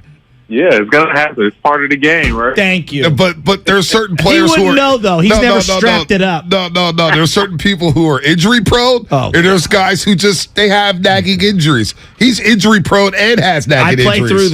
I play through them. And Darrell, honestly, you've been watching this team up close and personal for a couple of years, and I'm looking at the beginning of the season, just in general. What do you think the biggest issue is? Is it more like the X's and O's or the execution, if you will, on the court? Or is it just the vibe, or do they go hand in hand? Because it feels like the vibe's off. Man, I think it's it could be both. One, you replace so many veteran players with these younger players, and it just takes them a little bit of time to come up to speed. A big thing I see out there is the defensive end. I think this Warriors team has been so good on the defensive end, not only just individual defense, but just more on the team defense and just flying around and just being more active. I think they need to get back to being active and flying around, getting deflections, getting easy transition baskets. And then, the vibe. We know they went through something, before the season starts. And that's going to take time to get over as well. So I think the vibe has to pick up. And they definitely got to do a better job on their defensive end. Yeah, 0-8 on the road, and they have the fourth worst defensive rating on the road. That's before the Phoenix game when they gave up 130 points. So I'm with you there defensively. Then it comes down to shot selection offensively. And Steve Kerr's touched on this over the last 2 days. We heard Steph Curry discuss it the other night saying, hey, you got to let the game come to you. You got to let the game come to you. And right now it seems like Klay Thompson is not letting the game come to him. Too early to give up on him. But, boy, the shot selection the other night was rough to see from Klay Thompson. Yeah, this team has made a name, and they're the dynasty. They're the dynasty because of how they play basketball on the other end. And you always wonder why other teams don't do it. Ball movement, player movement. High IQ guys, and I think they've been doing an amazing job these past 8 years of being one of those teams that can play without having the ball, moving without the ball. So you just got to get better at getting those easy baskets. I think. Throughout the years, we've been accustomed to seeing them getting those easy layups and then those open threes in the corner because the movement, the ball movement, the hockey assist. And it's still funny because the Warriors, I believe, last game, they were the number one team in assists. We're averaging 28 assists. Mm-hmm. So that just lets you know they could be a lot better as well on the offensive end. Like you said, Bonte, the shot selections and just getting better shots. Not a good shots, but great shots. And they have the personnel to get great shots every single time as well. Yeah, I'm looking at like Jordan Poole right now, and I'm saying, man, like at times I see some of the charisma, and then at other times I don't know. I don't know if he's over dribbling, if he looks lost, if he's out of sync, if it's the personnel. What do you make of the Jordan Poole inconsistencies thus far? I just think he has to just get out of his head. and just go be who he is and play with his personality. You know, what he does is enough for this team. What he does for this team, they need every single night. We know he's playing with like 3 or 4 guys that hadn't played in this system. So I get at some time as well. You know, you got a bunch of guys that's trying to learn this system. So once they get that, you know, under control with that second unit, I think he would be a lot better as well. But I think Jordan Poole still, he has to come in and be the player that we saw him last year help this team win a championship. So I think he'd get it. You know, when guys understand where to be at, you know, when to come set those screens in the paint to get those open threes, when to cut, you know, how to get easy baskets, I feel like his game will open up a lot more. But until then, he still has to play with the same personality into that second unit, you know, catches up to speed. Darrell Wright here on the Morning Roast on 95.7 the Game. First time all season. We talked to D. Wright as he's back on NBC Sports Bay Area. Won't be there tonight, but he will be there throughout the season. Our main man here on Warriors Pre- and Post Game Live on NBC Sports Bay Area. I want to get back to Klay Thompson for a second and just discuss his struggles because we all know, D. Wright, I'm no shooter. We know Joe Shasky's not a shooter. You're the shooter of this group. Yeah. When you go through a slump, what's the thing that kind of brings you out of the slump? Is it repetition? Is it shots? Is it mental? What is Klay Thompson going through when it comes to the shooting slump? And what are some of the ways you got out of your slumps when you played? You know, it's funny. My last year in Golden State, I started the season off horrible. I think I was like 6 for 32 or something crazy. And, you know, I was just overthinking it, you know, just in my head. And I couldn't get out of my head until maybe like the 6th or 7th game of the season against Miami. But I think it's just repetition. Continue to go in there and trust in the process. Like Klay Thompson is one of the best shooters in the whole world.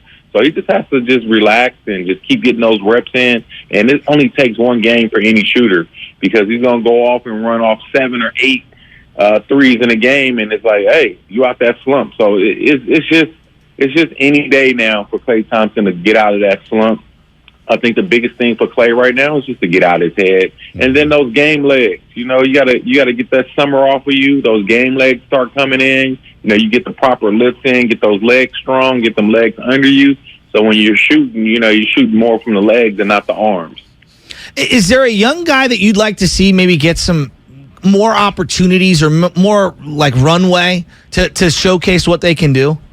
Yeah, 100%. I would love to see the three young fellas, Moody, J.K., and Wiseman at some point. But, you know, they got to catch up to speed as well. They got to do the things that fit into the system. You know, Coach Kerr has called out, you know, things Moody needs to do, Wiseman, all 3 of them, you know. So they can go out there and just lock in and understand, like, you know, those minutes they got last year were good minutes because they were like spark minutes or, you know, when guys were on getting rest. They just got to be consistent. That's one of the hardest things to do as a young player in this NBA is be consistent, you know, and a lot of young guys think scoring makes you consistent. No, doing the little things, rebounding, defending, taking care of the ball, communication, all those things you got to bring every single day. And then when you score, that's extra for a team like this.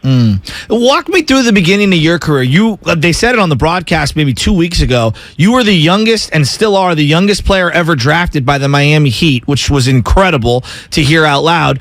How, when you were coming up and giving opportunities, what psychologically were you thinking when you were checking into games? Because it feels like when I'm watching the youngsters now, it's like, I can't make a mistake because I might not play for 2 or 3 games. Like, how do they overcome that, I guess? And what did you do to overcome that?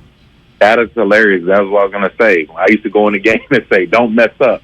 And we all know when you say don't mess up, what's going to happen. You're going to mess up. Yeah. So, you know, I think when these young guys get in the game, they just got to take their mind off of scoring because I think that's just what it is when you're young. You think about scoring. So just bringing the energy, the effort, rebounding, like that's what I used to try to come in and do. Like I'm going to get every rebound in my area. I'm going to make it hard on my man to score. I'm going to contest every shot. You know, I'm going to over-communicate to my teammates. And I think that helps you get into place because when you're talking, you're engaged. You know, when you're flying around, you know, those mistakes you're making, it makes it look a little better because you're playing hard. So I think just doing those little small things that no coach can coach or no coach should be able to have to tell you is play hard, play for energy, play with effort. So if you could go out there and play with energy and effort, fly around, over-communicate, I feel like those mistakes would be less because you're engaged in the game. You sound like a coach, D, right? Man, you're breaking it down very well right now. Speaking of which, Stephen Curry, your former teammate. I mean, you saw the early stages of Stephen Curry. You saw the light. And now what he's doing at the age of 34, 14 years deep, a 50-burger the other night. He's shooting damn near 60%. It's incredible. I've kind of run out of adjectives to kind of describe Stephen Curry. I mean, he's just putting on the show. He's playing at the highest of highest levels. I've never seen him play better, D, right? Same, man. He's doing his thing right now, and this is greatness right now. This is why great players are who they are. And it almost gives me like he's obsessed with just the greatness, and just being a winner, being a champion, finally getting that finals MVP. You don't think Steph Curry want to feel that again? Mm-hmm. No, I think that's why great players are always great. They thrive into something. The game within the game, going another season 50, 40, 90, challenging yourself. So I think that's what Steph Curry is on. Is just like, how can I challenge myself to be even more great? And it's been amazing to watch so early in the season. That 50-ball last game was crazy. So just to see him out there challenging himself and having his own goals that, he's probably not telling the people, but we all know he's trying to chase more greatness every single time he steps on that court, and it's been amazing to watch. All right. We got Thanksgiving next week, 7 days away. All right. I'm already in vacation mode in my mind, even though he's checked out on me. All right. D, right. We got 3 more shows left. He checked out last Monday. Well, don't hate the player, hate the game. But the way I look at this, Darrell, is like everybody's family has their own intricacies of Thanksgiving. Some more dysfunctional than others. The Shasky dinner table can be quite insane. Paint the picture for me. What does the Darrell Wright Thanksgiving family dinner look like? What's on the table? Who's there? What's the must-have for Darrell Wright? Well, we all know my wife is the king of themes and, having certain things going on during holidays. So shout out Mia. I think this year is the siblings Thanksgiving. So I think brothers and sisters, well, obviously my brother won't be there, but, her brother and sister, my sister, and you got the fried turkey for sure. Baked turkey, mac and cheese, candy yams. Oh, man. Mia has a recipe for beans that were in her family that she always cooks. And, it's just a vibe, good times, telling stories, going around telling everybody what you're thankful for. So we have a good time, during the holidays, especially Thanksgiving, one of my favorite holidays. I'm looking forward to it, to be honest. It ticks me off how everybody skips over Thanksgiving and they put the Christmas lights up before Thanksgiving. Thanksgiving is the best holiday. No, it bothers me, D, right? It's like, come on, man. I walked into a store a day after Halloween, and they had Christmas stuff. I'm like, really? Yeah. So after Thanksgiving, we're all processing. I personally think the day after Thanksgiving is as good, if not better than Thanksgiving, because leftovers are just, I don't care what anyone says. Yeah, leftovers are best. It's the best. It's the best. I'm in on the leftovers. Yeah, I'm with you on that. Yeah, no doubt. Are you waiting in line, old school style, on Black Friday? Nah, I'm not big on going to the shops, man. I'm an online shopper now. No, okay. I'm with you. Yeah, I'm an online shopper. The malls make me itch. Or do you have to break off your son, a little wad of cash, or Venmo him in these days, or Zelle, or whatever it is? Is he going to be going out and doing his thing? That's a good question, man. I got a emerging teenager. He's getting ready to be 15 soon, so I'm pretty sure he'd be ready to go out there and shop and hang out. So every day is a new day, raising this young man. Shout out Bishop O'Dowd. He's going to be playing on the varsity squad. Made the varsity squad. Can't wait to see him play. Did he? Yeah. Very cool. Do they still got Brian Shaw's jersey up in the rafters? Probably. You know what? They just got a brand new facility. I haven't been in there yet. So I'm pretty sure they got B. Shaw hanging up in rafters. Yeah, we played every year. We play in different tournaments over there, and so they had this really cool gym. I don't know. Again, I haven't been in there in 20 years, but they used to have like an upper deck above the basket on one end, and it was just a cool gym. Great vibe, great history. Yeah, man, I'm looking forward to it. I'm super excited and proud of my oldest, Devin Wright. Nice. Making varsity as a freshman. He's already done something I never done, so that's incredible. Sky is the limit for him. That's incredible. About that. D. Wright, man, good to have you back on the roast, man. Coach Wright, you got people ready to run through a wall, man. Yeah. They're feeling your speech right there, man. Coach Wright in his bag right now. Oh, and he's gone. Oh, I think he cut out. All right, D. Right. They're all right. I said so awkward. Sounds like the Ric Flair hang up. Keep it real. I know I'm a little early on this. We love some Thanksgiving. Oh, I do. I mean, you have been checked. I can't believe you Well, checked the way out in my mind is like we got Niners on Monday night, which makes the week next week even shorter. Nah, see, I don't think about it like that. And we got Warriors Monday night. See, you appreciate Thanksgiving more when you take it day by day. And you're like, you know what? You're looking ahead. You're giving yourself anxiety thinking about Thanksgiving. Oh, man, the turkey. And I already bought groceries for Thanksgiving, right? So the groceries came in. I take it easy. I look at it like this. Okay, I got Warriors next Saturday. All right, we got a big college football day Saturday, right? We got Sunday football, NFL Red Zone. We got Warriors Rockets. And then Monday, we got Niners Cardinals. Then Tuesday, we got the recap show. And then Wednesday is when you could scale down and mail it in the morning.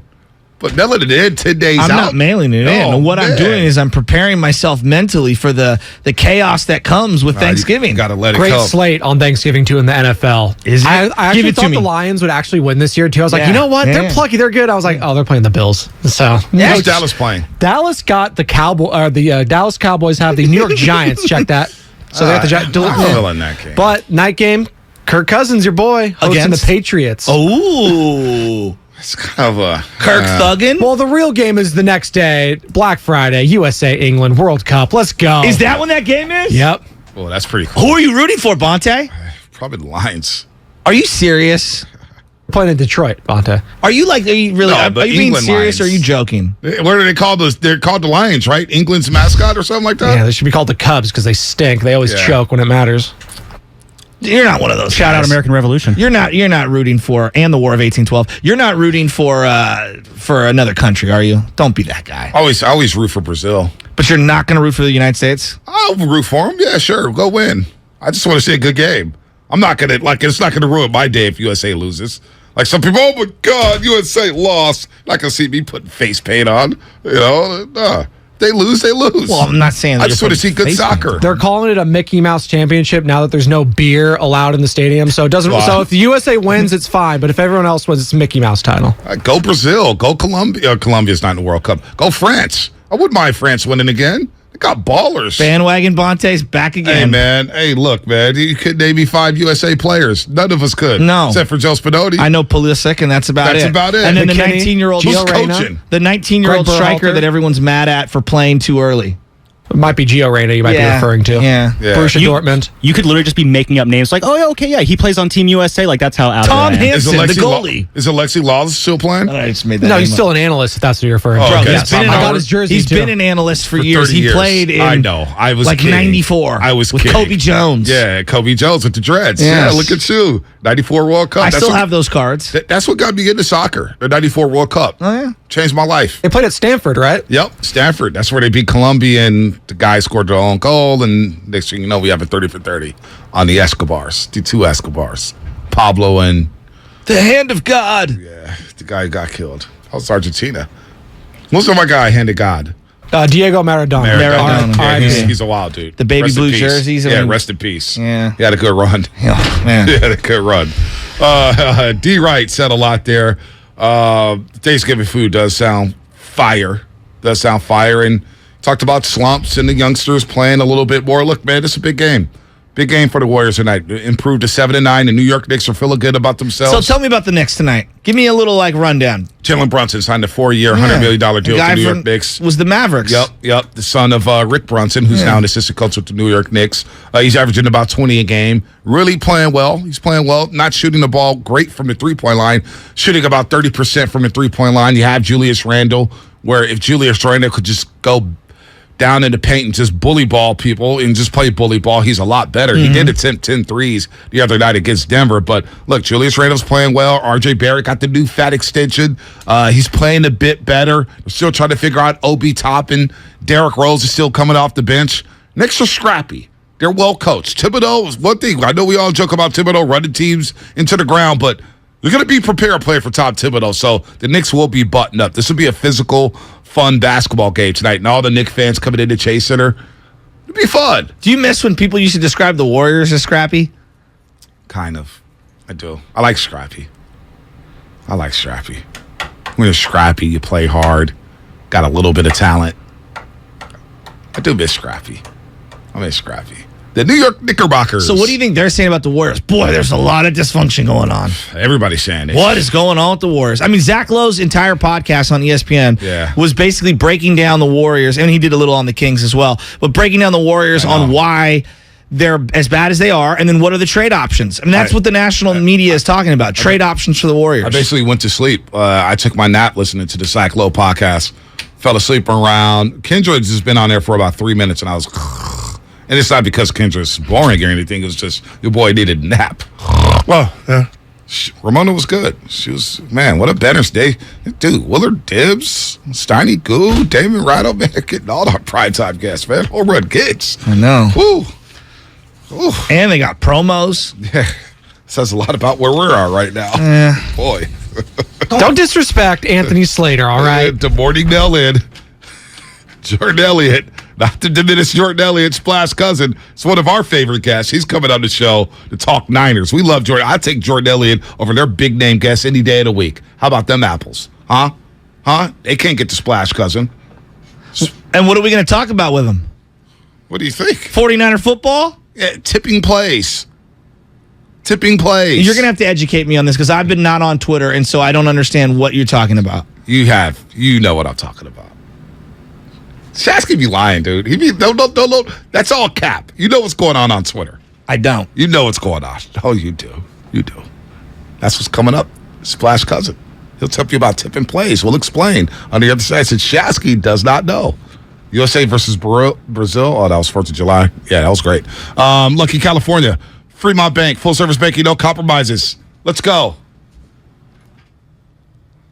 Lucky California makes hosting Thanksgiving easy with delicious, complete holiday meals that serve 6 to 8 people. Just buy online, pick up in store, or order at the deli counter. And you can get incredible deals to make it yourself. Eat, drink, and save at Lucky California.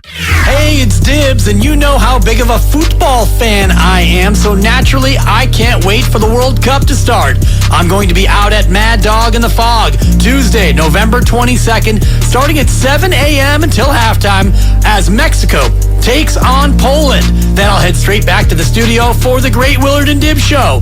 Come on out, let's drink some Estrella, and join me at Mad Dog in the Fog in the city at 7 a.m. on November 22nd. Universal Studios Hollywood is where the holidays come together. We've tested it. Festive food with refreshing Coca-Cola. Family, friends, and fa-la-la. Dazzling lights cranked up to maximum merriment. The Grinch and his dog Max stealing your tree. All the science adds up. It's the awesomest celebration of the season. Save $20 on a Coca-Cola 2-day general admission ticket. Offer ends 12/14/22. Restrictions apply. Details at universalstudioshollywood.com/Coke offer. Locked On Warriors is a daily podcast covering your favorite team, the defending world champion Golden State Warriors. I'm your host, Cyrus Softas, and every Monday through Friday, Locked On Warriors brings you all of the biggest Warriors stories in around 30 minutes. We cover Stephen Curry and the dynasty that is one of the greatest teams in the history of this beautiful game. Listen to the Locked On Warriors podcast every day on the Odyssey app or wherever you get your podcasts. My husband and I live next door to a haunted graveyard.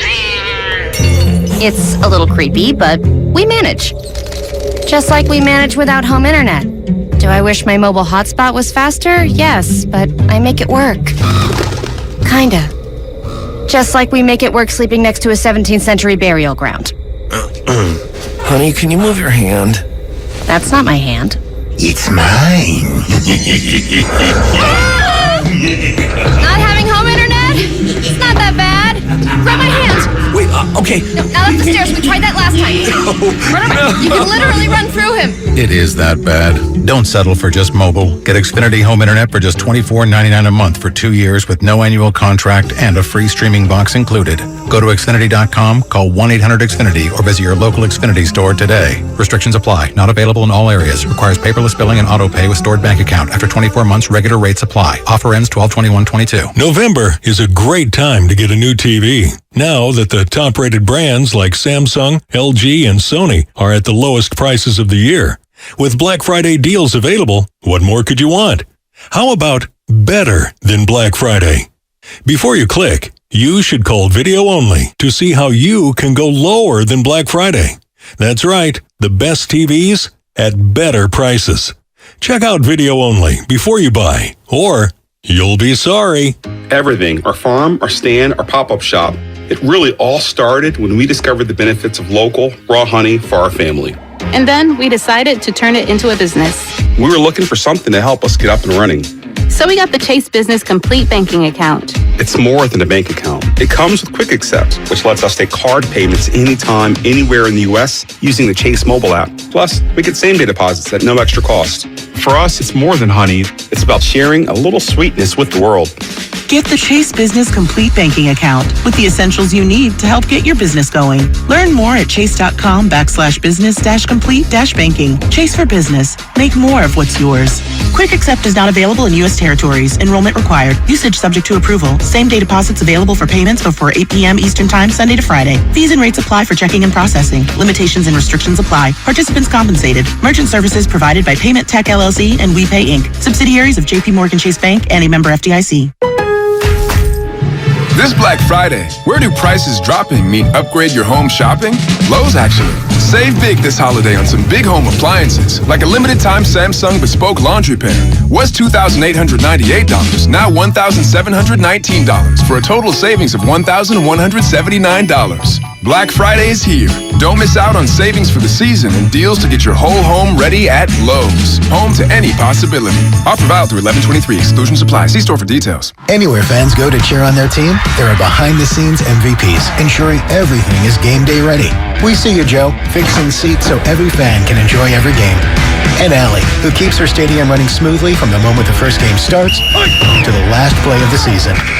At Grainger, you're our MVPs, and we're always here for you with supplies and solutions for every industry and 24/7 customer support. Call, click Grainger.com, or just stop by. Grainger, for the ones who get it done. Hi there, I'm your host, Dog, filling in for the human who's normally here and bringing you the smells and sounds of the holidays, courtesy of Beggin' Dog Treats. We wish you a begging Christmas. We wish you a begging Christmas. Dog rest ye merry Doberman, let begging you acquire. Deck the halls with strips of begging. Arf, arf, arf, arf, arf, arf, arf, arf, arf. Remember, for bacon-loving dog excitement this holiday, it's Beggin'! Beautiful Friday, high of 61 with lots of sunshine today. Weather brought to you by One Thing. Install a low-flow shower head and keep water off when brushing teeth or shaving to save water every day. Join Odyssey, and together each of us doing one thing makes a greener tomorrow. If you run a small business, you need the most from every investment. That's why Comcast Business gives you more, like our new gig speed Wi-Fi, plus unlimited data, all on the largest, fastest, reliable network for small businesses. Comcast Business, powering possibilities. Get started with fast speeds and advanced security for just $49.99 a month for 12 months with no annual contract. Plus, ask how to get up to a $750 prepaid card with a qualifying bundle. Ends 12/5/2022. Restrictions apply. Eco bill and autopay required. New 50 megabits per second internet and security edge customers only. Equipment, taxes, and fees extra.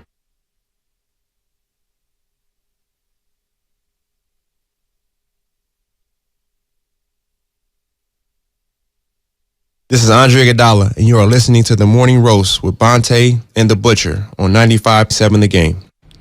You know what? It's a great recommendation from YouTube, as this segment is presented by Boxer and Girls in Northern California's premier workers' compensation law firm, helping get your workers get their lives back for over 40 years. Also, the 415ers podcast, Niners head to Mexico City to take on the Cardinals. What do they need to do to beat Arizona on Monday night? They just need to score more points, I guess. But we'll break it down. They'll break it down. Evan Giddings and Mark Grandy, of course, the 415ers podcast. Check it out on the free Odyssey app. A lot of recommendations on YouTube, you know. Steiny Goo gets Stephen A. Willard Dibbs gets Ramona Shelburne. You know, Damon Arado gets Steve Kerr. We get our Anthony Slaters. We get our Jordan Elliott's. Maybe we just have a segment where we'll get a random dude on Twitter to join us for a segment. People are nominating Tyler Miller. We just get random dudes on Twitter, random women on Twitter. Hey, call the show for 10 minutes. That's our guest of the day. How about that? How about that for a big name guest? Huh? You in on that? No? Yes? I just want you to explain to me who's tipping what, because I have no idea what you're talking about when it comes to the 49ers. When I talk about tipping, it's tipping on fofos? Yeah, not tipping on fofos. Okay. Not tip drill. Not. Was that Slim Thug and Mike Jones? Yeah. And Paul Wall? And Paul Wall still tipping on fofos. Still tipping that. Still tipping on fofos. That song was sick. That song, that beat is I got the internet going nuts. Who would have thought Paul Wall was onto something with that internet thing? Hey, man, Chameleonaire. I remember Chameleonaire. He was just Chameleon. Dude, he was just, remember that? I do. He made millions in the tech world. Millions. Right and dirty. Yeah, I mean, tipping in the strip club, tipping at the bar, tipping at the restaurant. No, we're going to get to Jordan Elliott. Okay, explain cousin. this. Yeah. I'm going to have him explain it to you. Because you've been capping saying you haven't been on Twitter. I don't believe you. Check my last check my last post. No, it doesn't mean you're not on there. I'm not. You could be lurking. You can look on my phone. Lurking. I couldn't do that. You could delete the history. Jordan Elliott, Splash Cousin, staff writer at Niners Nation, covered the 49ers, does a great job breaking it all down. And Jordan, we love having you on the Morning Roast here on 95.7 The Game. Good morning to you, buddy. Can you explain to Joe Shasky the tipping business that's been going on Twitter when it comes to the 49ers and Trent Williams? Good morning, fellas. Apparently, somebody noticed a trend when they were going back and watching the game film after the Sunday night game against the Chargers, and they noticed that there was a pattern with Trent Williams' stance. Whether it was going to be a run or a pass, they could kind of decipher that before the play based on, the angle of where his foot placement might have been, or based on kind of where he was lined up in his stance. And it's something that after much deliberation amongst the offensive line alumni community in the NFL, both current and retired players have kind of said he's been doing it for 10 years now, and he has 9 Pro Bowl selections. So kind of take it for what it's worth in that sense. But, yeah, it's been quite the discussion this week on the old Bird app. So, basically, people were saying that he was indicating whether it was a run or a pass based off how his feet were set up, similar to that video I was telling you about that I saw on Instagram with Randy Johnson and Eduardo Perez, where if the glove was closed, fastball was coming. If the glove was open, slider. And Eduardo Perez says the guy still has, 4,000 strikeouts and is second all-time in Ks, and it didn't matter because he was so damn good. It didn't matter if everyone knows what's coming. Exactly, yeah. And I just think, the biggest thing, too, with that I think gets lost in all of this is that ideally, you want to keep a defense guessing whenever you can, but the NFL is really not about catching other teams off guard with trick plays. It's all about execution, and typically teams are going to know what you're doing based on tendency, based on down and distance. And when you look at the 49ers specifically, they run so much motion pre-snap, and they're giving so much eye candy to the defense before the ball is actually snapped. I highly doubt that there is enough time to, have a focus on Trent Williams' left ankle placement on any given play to tip the defense. So I saw some former players. That's crazy. Who was it? Was it Jesse? What's his last name? Jesse Sapola? No. What? The guy who broke the story about the tipping stuff. It was Jesse Naylor. Jesse Naylor. And I saw George Foster coming down this road like, come on, man. You didn't play the game. This is nothing. This happens all the time. So it's been a big, it's always something with Niners Twitter. And this has been the big thing. That's all. Well, I feel like I missed out on this week, and I'm kind of glad. And by the way, I didn't know Jordan Elliott was on Zoom, man. I get to see his face. Look at the ball back there, man. Look at it. Got photos. What do you got back there? Michael Vick? Michael Vick's back there? I got Vic, I got Willis, I got Dante Hall, I got Ricky Williams, and I got a picture of Memorial Stadium up there, too. No, I'm not mad at that. Not mad at that at all. Jordan Elliott here on the Morning Roast on 95.7 The Game. So, Arizona, I was watching their Hard Knocks last night, episode 2, and they're just a mess. The way they practice, the way they talk, it is hilarious. Steve Keim is one of a kind as a GM for the Cardinals, but they do have talent. And I don't know who's going to be in the lineup, whether it's Kyler or Colt McCoy. DeAndre Hopkins did practice yesterday. But this is a dangerous team who always gives the Niners trouble. So what's the number one concern offensively and defensively for you, Jordan, when it comes to this Monday night game against the Cardinals? I would say offensively, it's just the red zone efficiency. The 49ers have a top 10 offense when they're operating between the 20s. They do a really good job moving the football. I think they've become a lot better doing that since they got McCaffrey, which is, why you go out and make a deal like that. But when the field shrinks, they've had their issues. So they're 9th in total yardage, but they're 24th in red zone efficiency. And we've just seen so many of these drives where it feels like they're marching downfield and they're moving the ball really well. They're converting on third down. And then you get inside the 10-yard line and you're settling for field goals time and time again. And while points are always going to be invited, it's almost like a victory for the defense when they're getting gashed like that and giving up 5-6 yards a carry, and then they're still able to hold the Niners to 3. So I would like to see how they're able to respond this week, because Arizona's actually been not good in the red zone defensively. They're 28th in the league in red zone conversion rate. They're allowing opponents to convert 68% of the time in the red zone.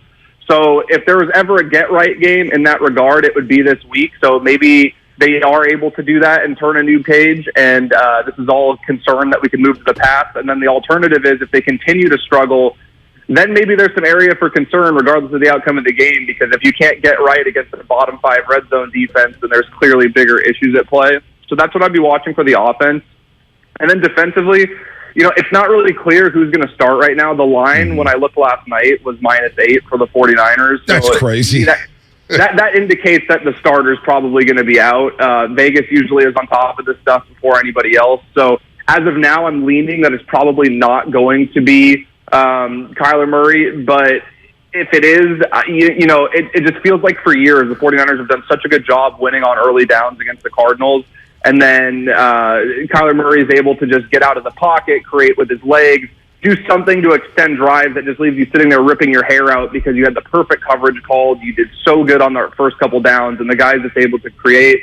And then, the alternative is, even if Colt McCoy goes, as 49ers fans remember, he's not somebody to be taken lightly in the way that game last year went. So third down is really the area that I would watch, because the 49ers, for as great as the defense has been, that's kind of been the one consistent area that they need to improve this season, is their third down efficiency. That's the only area where they really rank in the bottom half of the league. They're top 5 in nearly everything else.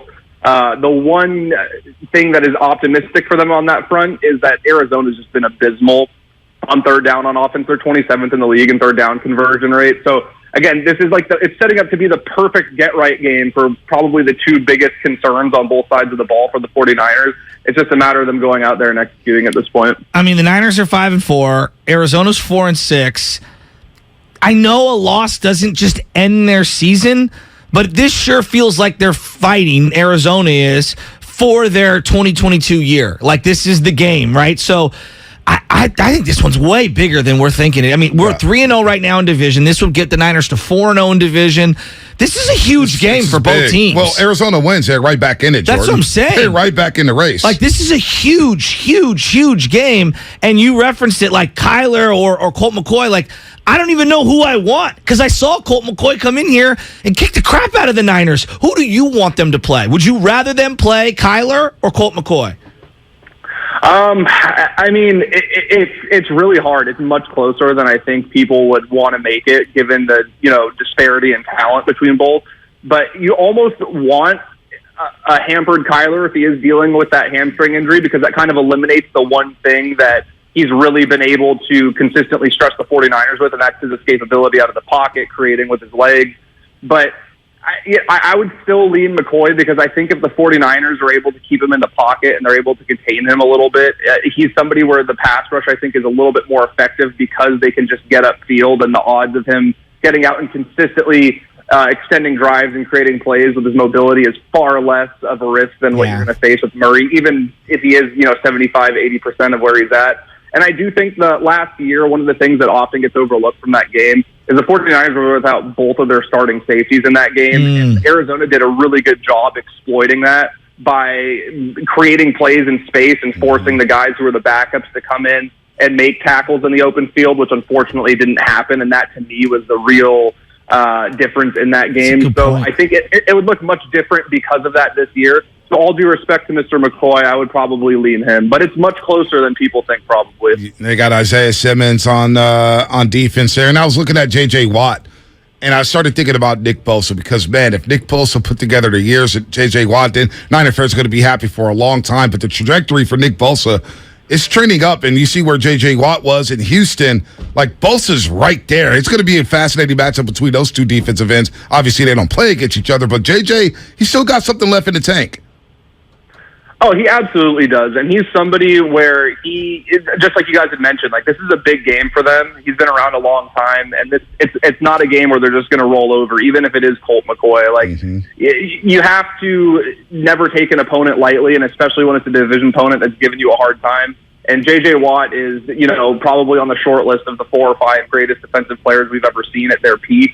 Some of those seasons he put together in Houston were all-time greatness, and it just felt like they were on some, mediocre Texans teams or teams that never really got the national spotlight, so it almost gets lost in translation just how special he was. And while he isn't that same player, he still is a very, very good football player, and still somebody that we saw that first start that Trey Lance had in Arizona last year. A big reason the 49ers had a hard time running the football was the way that J.J. Watt was able to wreck the interior. And the 49ers have a couple of guards on the inside now starting that haven't faced J.J. Watt yet in their careers. And this is going to be their first encounter with him. So I'll be very interested to see how that plays out. Are you going down to Mexico City?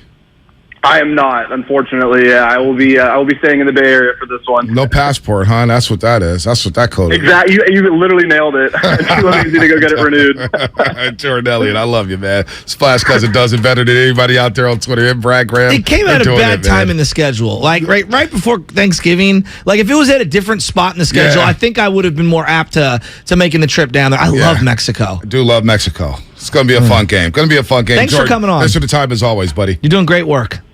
Thanks, guys. Appreciate it. Have a good weekend. You too, Jordan. We'll be looking for his work on Twitter. Splash Cousin Niners Nation. He does it all, man. Tipping plays. Yeah. Well, what was your thought on tipping plays? Because I do agree with this sentiment. And again, I didn't see all the banter back and forth, but there are certain players like Steph Curry. You could tell me, hey, I'm like Larry Bird used to do this. Is a great example. Who Mullen thinks is Steph Curry. I'm coming down, I'm going to cross you over, and I'm going to hit a bank shot in your face. And then he would come down and do it. Right. And Jamal Mashburn was just telling a story about Larry Bird doing that to him. For example, Randy Johnson, glove open, slider, glove closed, fastball, and you still couldn't stop him. Who cares if Trent Williams is, tipping his pitches or whatever it is, tipping plays, because he was an All-Pro last year, and if he's been doing it for 10 years... then clearly there's not a whole lot to this, right? I mean, and the casual fan, I think, can tell when the run or pass is going to be had. Don't we all do this at home anyway? Yeah, it was like, it's going to be a run, and it's a run. Doesn't make us a genius, doesn't make us an expert. We just got to, we know tendencies. We know down to distance. We know formations. Yes. So this stuff, is it a big deal? Maybe. I mean, I don't know. We'll see. We'll see if it's a bigger deal. I want to hear from Trent about it. I want to hear from Trent about the tipping plays. Because Emmanuel Acho did a 2-minute dissertation on this tipping plays thing on Twitter. George Foster for Reliant was wait, just one second. When does Samuel Acho not do 2-minute? Emmanuel Acho do 2-minute dissertations on anything? It's always, he gets all the seconds on Twitter. He gets it all. What is the limit on Twitter? 230 or something like that? He gets every bit of that. He's very self-righteous. I look at it, just being honest. I find him to be a little insufferable at times. All those guys. I know. They take themselves way too serious. Smile a little, man. I would. Yeah, I agree. Last time the Niners saw the Arizona Cardinals, actually, it wasn't the last time, but the last time we saw them at Levi Stadium, this happened. On 2nd and 5, this is Eno Benjamin. A little hop step, and he struck Trey Kirkpatrick and takes it in for the touchdown. Oh my goodness. One more time. On 2nd and 5, this is Eno Benjamin. A little hop step, and he struck Trey Kirkpatrick and takes it in for the touchdown. Oh my goodness. No, that wasn't a me. That was Kevin. I want to say Kugler. Was it Kugler? Or You're Burkhart. Right. My fault. No, it wasn't Burkhart. It was Kevin Kugler. Yeah, because I heard about the game recently, and he did. Oh my goodness, that's his thing. I'm like, that's my guy right there. That's his Holy Toledo. He needs to be on the A team. That's his San Francisco. when you hear the snap of the play, you're ooh. I was like, damn, we're getting physically whipped. Oh my God. This is a huge game. Big game. Huge game. Remember that game? I played that clip over and over, and the boss had to talk with me. You're supposed to be the voice. You're supposed to get people fired up. Why are you so calm about this loss? Boss, they're 3-5. They're one game out of the playoff spot. It's all good. It happens. He tells me 1 week to be positive, the next week to be negative. It's like, we just played this. On 2nd and 5, this is Eno Benjamin. A little hop step, and he struck Trey Kirkpatrick and takes it in for the touchdown. Oh my goodness. I was holding Davey Chance. I said, damn, who is that? Who got trucked right there? Rest in peace, Trey Kirkpatrick. Woo-wee. Forever Niner? I tried to keep you guys' spirits up after that game. That was rock bottom. Well, thank you. And Thank you, got Bonte. mad at me. Thank you, Bonte. Because you guys go all fly off the handles Thank when the you loss for happens. the Chris Bryant trade. Man. Thank you for the Christian McCaffrey trade. I will not take credit for the Chris Bryant trade. That Thank wasn't you me. for lifting my spirits. I'll take credit for Christian McCaffrey. Thank you, Bonte. I'll take credit for Tevin Coleman. I'll take credit for a year and a half ago saying I will trade for Aaron If Judge. we get and Aaron people Judge- around me said, Aaron Judge, I wouldn't trade Mike Krzyzewski straight up for him. Mm-hmm. So, time out. I know. Time out. Don't let me find that audio. If we get him, should I be thanking you for Aaron Judge No, as well? you shouldn't. Absolutely not. Who's the guy we got? What Alexander did we get? What's the lefty? Come Scott on, Alexander. Lugman. Scott Alexander. Thank you for Scott Alexander, Bonte. I did not want him, and I did not want Jock Peterson. And I see people around here want Cody Bellinger. What was wrong with Bellinger? Please. I'll take him for a couple years. Oh, my God. I'll take a flyer. I heard you scorch him for 2 I straight picked him years. as the MVP of the league in 18. I did. Ask Covey. It was a preseason pick, too. Oh, good for you. I love Bellinger. And the problem with Bellinger is Bellinger clearly something's physically and mentally off with that guy. I still bet on his talent. His talent is undeniable. He's an abyss in terms of like the huge Grand Canyons of, of performance. One time he looks excellent. B, he's got a great arm, can play 3 different positions in the outfield, can play first base, can run. Like, you could do a lot worse. He's better than Luis Gonzalez. How's that even a debate? He's a more complete player than Mike Yastrzemski. As low as Bellinger's been, as low as he's been, I would still bet on his talent long term. You just told me 3 months ago he's cooked, he's done, For he's that washed. season. No, for good. Wow. Cody, I hope they do sign Cody Bellinger to a 3-year deal. No, not 3. It's a name, I'll say that. I know who Cody Bellinger is. It'll make us talk about the Giants through the second week of July instead of the second week of June. So great. Plus, I would like to see what he could do with this hitting staff in terms of adjustments, because clearly swinging through the ball with that uppercut swing, he just needs, I think he needs a new start, and I think that he needs to work with some new hitting coaches. I'd like to see what that would look like. Isn't it the same type of hitting structure that the Dodgers I don't know and the what Giants their have? I don't know what Same theirs is. philosophies? No, I don't know what theirs is. I'm good off Bellinger. You know what? They should He have got let the biggest hit against the Giants during one of his worst seasons yet as a pro. The biggest hit that you could come, a 2-run single in Game 5 in the bottom of the 8th inning. Top of the 8th inning, top of the 9th inning. I did call that one, didn't I? Bellinger's going to wake up during that series. You're tripping, thank you, Bonte. There you go. Now, since we're thanking everybody, thank me for that one. I want all the credit. Go ahead. Give me all the credit. Thank me for everything. Bellinger kind of hits pretty well against righties, so that would kind of help out in the platoon situations there. You guys have literally convinced yourself to get Cody. That's how bad the Giants are down right now. Oh, no, I don't want Cody Bellinger. Giants fans are down so bad. They're willing to accept Jock Peterson for $20 million, $19.6 million for 23 home runs. Good God. And then they're convincing themselves for Cody Bellinger. No, I'm saying we just saw it's his not 3-year the worst numbers. idea is what I'm saying. Help me. He can't be your like centerpiece of an offseason, but you could do a lot. Look, Luis Gonzalez had like 250, 300 at-bats for this team. You're telling me he's not better than him? Lamont Wade? He's not better than Lamont Wade? Like, be real. No, Like, I know. He's not better than Lamont Wade, who you know is going to get a couple hundred at-bats. He's not better than Luis Gonzalez? Come on. He's hit 12, Meet me in the 10 middle. He's hit 12, 10, and 19 home runs last year. His last 3 years, Cody Bellinger has batted 203. Yeah, I know. It's His been on-base bad. percentage is 272. I know. OPS is under 700, 41 jacks, He had the 134 shoulder injury. RBIs. He had the shoulder injury. He tried to play through it, and then he stopped smoking weed. That was the rumor, and that he stopped smoking weed. Weed would help you. No, he was trying to get. He was trying to get the other stuff. Him and his significant other were trying to get pregnant. Apparently, if you read between the tea leaves, and that he was told that he needs to, Smoke weed? stop smoking weed or whatever, and other things in his life, and it clearly affected him. Oh my God! I hope they do sign Cody Bellinger. I really hope He they would do. fit in. Yeah, he would. You're right. He would fit in. Batting 203, Let he'd fit in Cody perfectly. smoke. Dude, he fit in perfectly batting 203 on this baseball team. I feel like if we sign Bellinger, it's going to be an entire year of frustration, but he'll have that one hit, and we're just going to cling to that one hit, and that'll be the justification for bringing him on board. You're right. Bring in Bellinger. Bring in Joey Gallo. Bring in all the sub 200 hitters. Why not? It fits the Giants. It does. Matt Carpenter's out there. You want him? He did bat like 8,000 in Yankee for Stadium. a 3-week period. He was amazing. What was going on? Then he got hurt and fell off the map. And we never heard from him. He was on that Verlander. He is a guy who I do not like to see in the batter's box in the postseason, Matt Carpenter. I don't know if he's still that guy, but historically for me, he's that guy. It's also like 50 years old. Yeah, like in the history of the game, I can come up with like 1,000 people before I get to Matt Carpenter in the playoffs. Go ahead. What else? Is Cody Bellinger before Matt Carpenter? Go ahead. Give me more love. For the Giants, yes. Give me more love. That's all I got. Maybe we should flex, though. You sure? Flex. No more Trey Turner talk? Have we already given up on Aaron Judge? MLB Network right now has on the television the highs and lows. The San Francisco Giants 2022 season. Just give me Brandon Nimmo in the lineup next year, and we'll call it a day. Oh, God. Right? Brandon Nimmo, get out of here. Hey, can you find me another Yankee reporter to talk about Aaron Judge? Have we given up on Aaron Judge yet?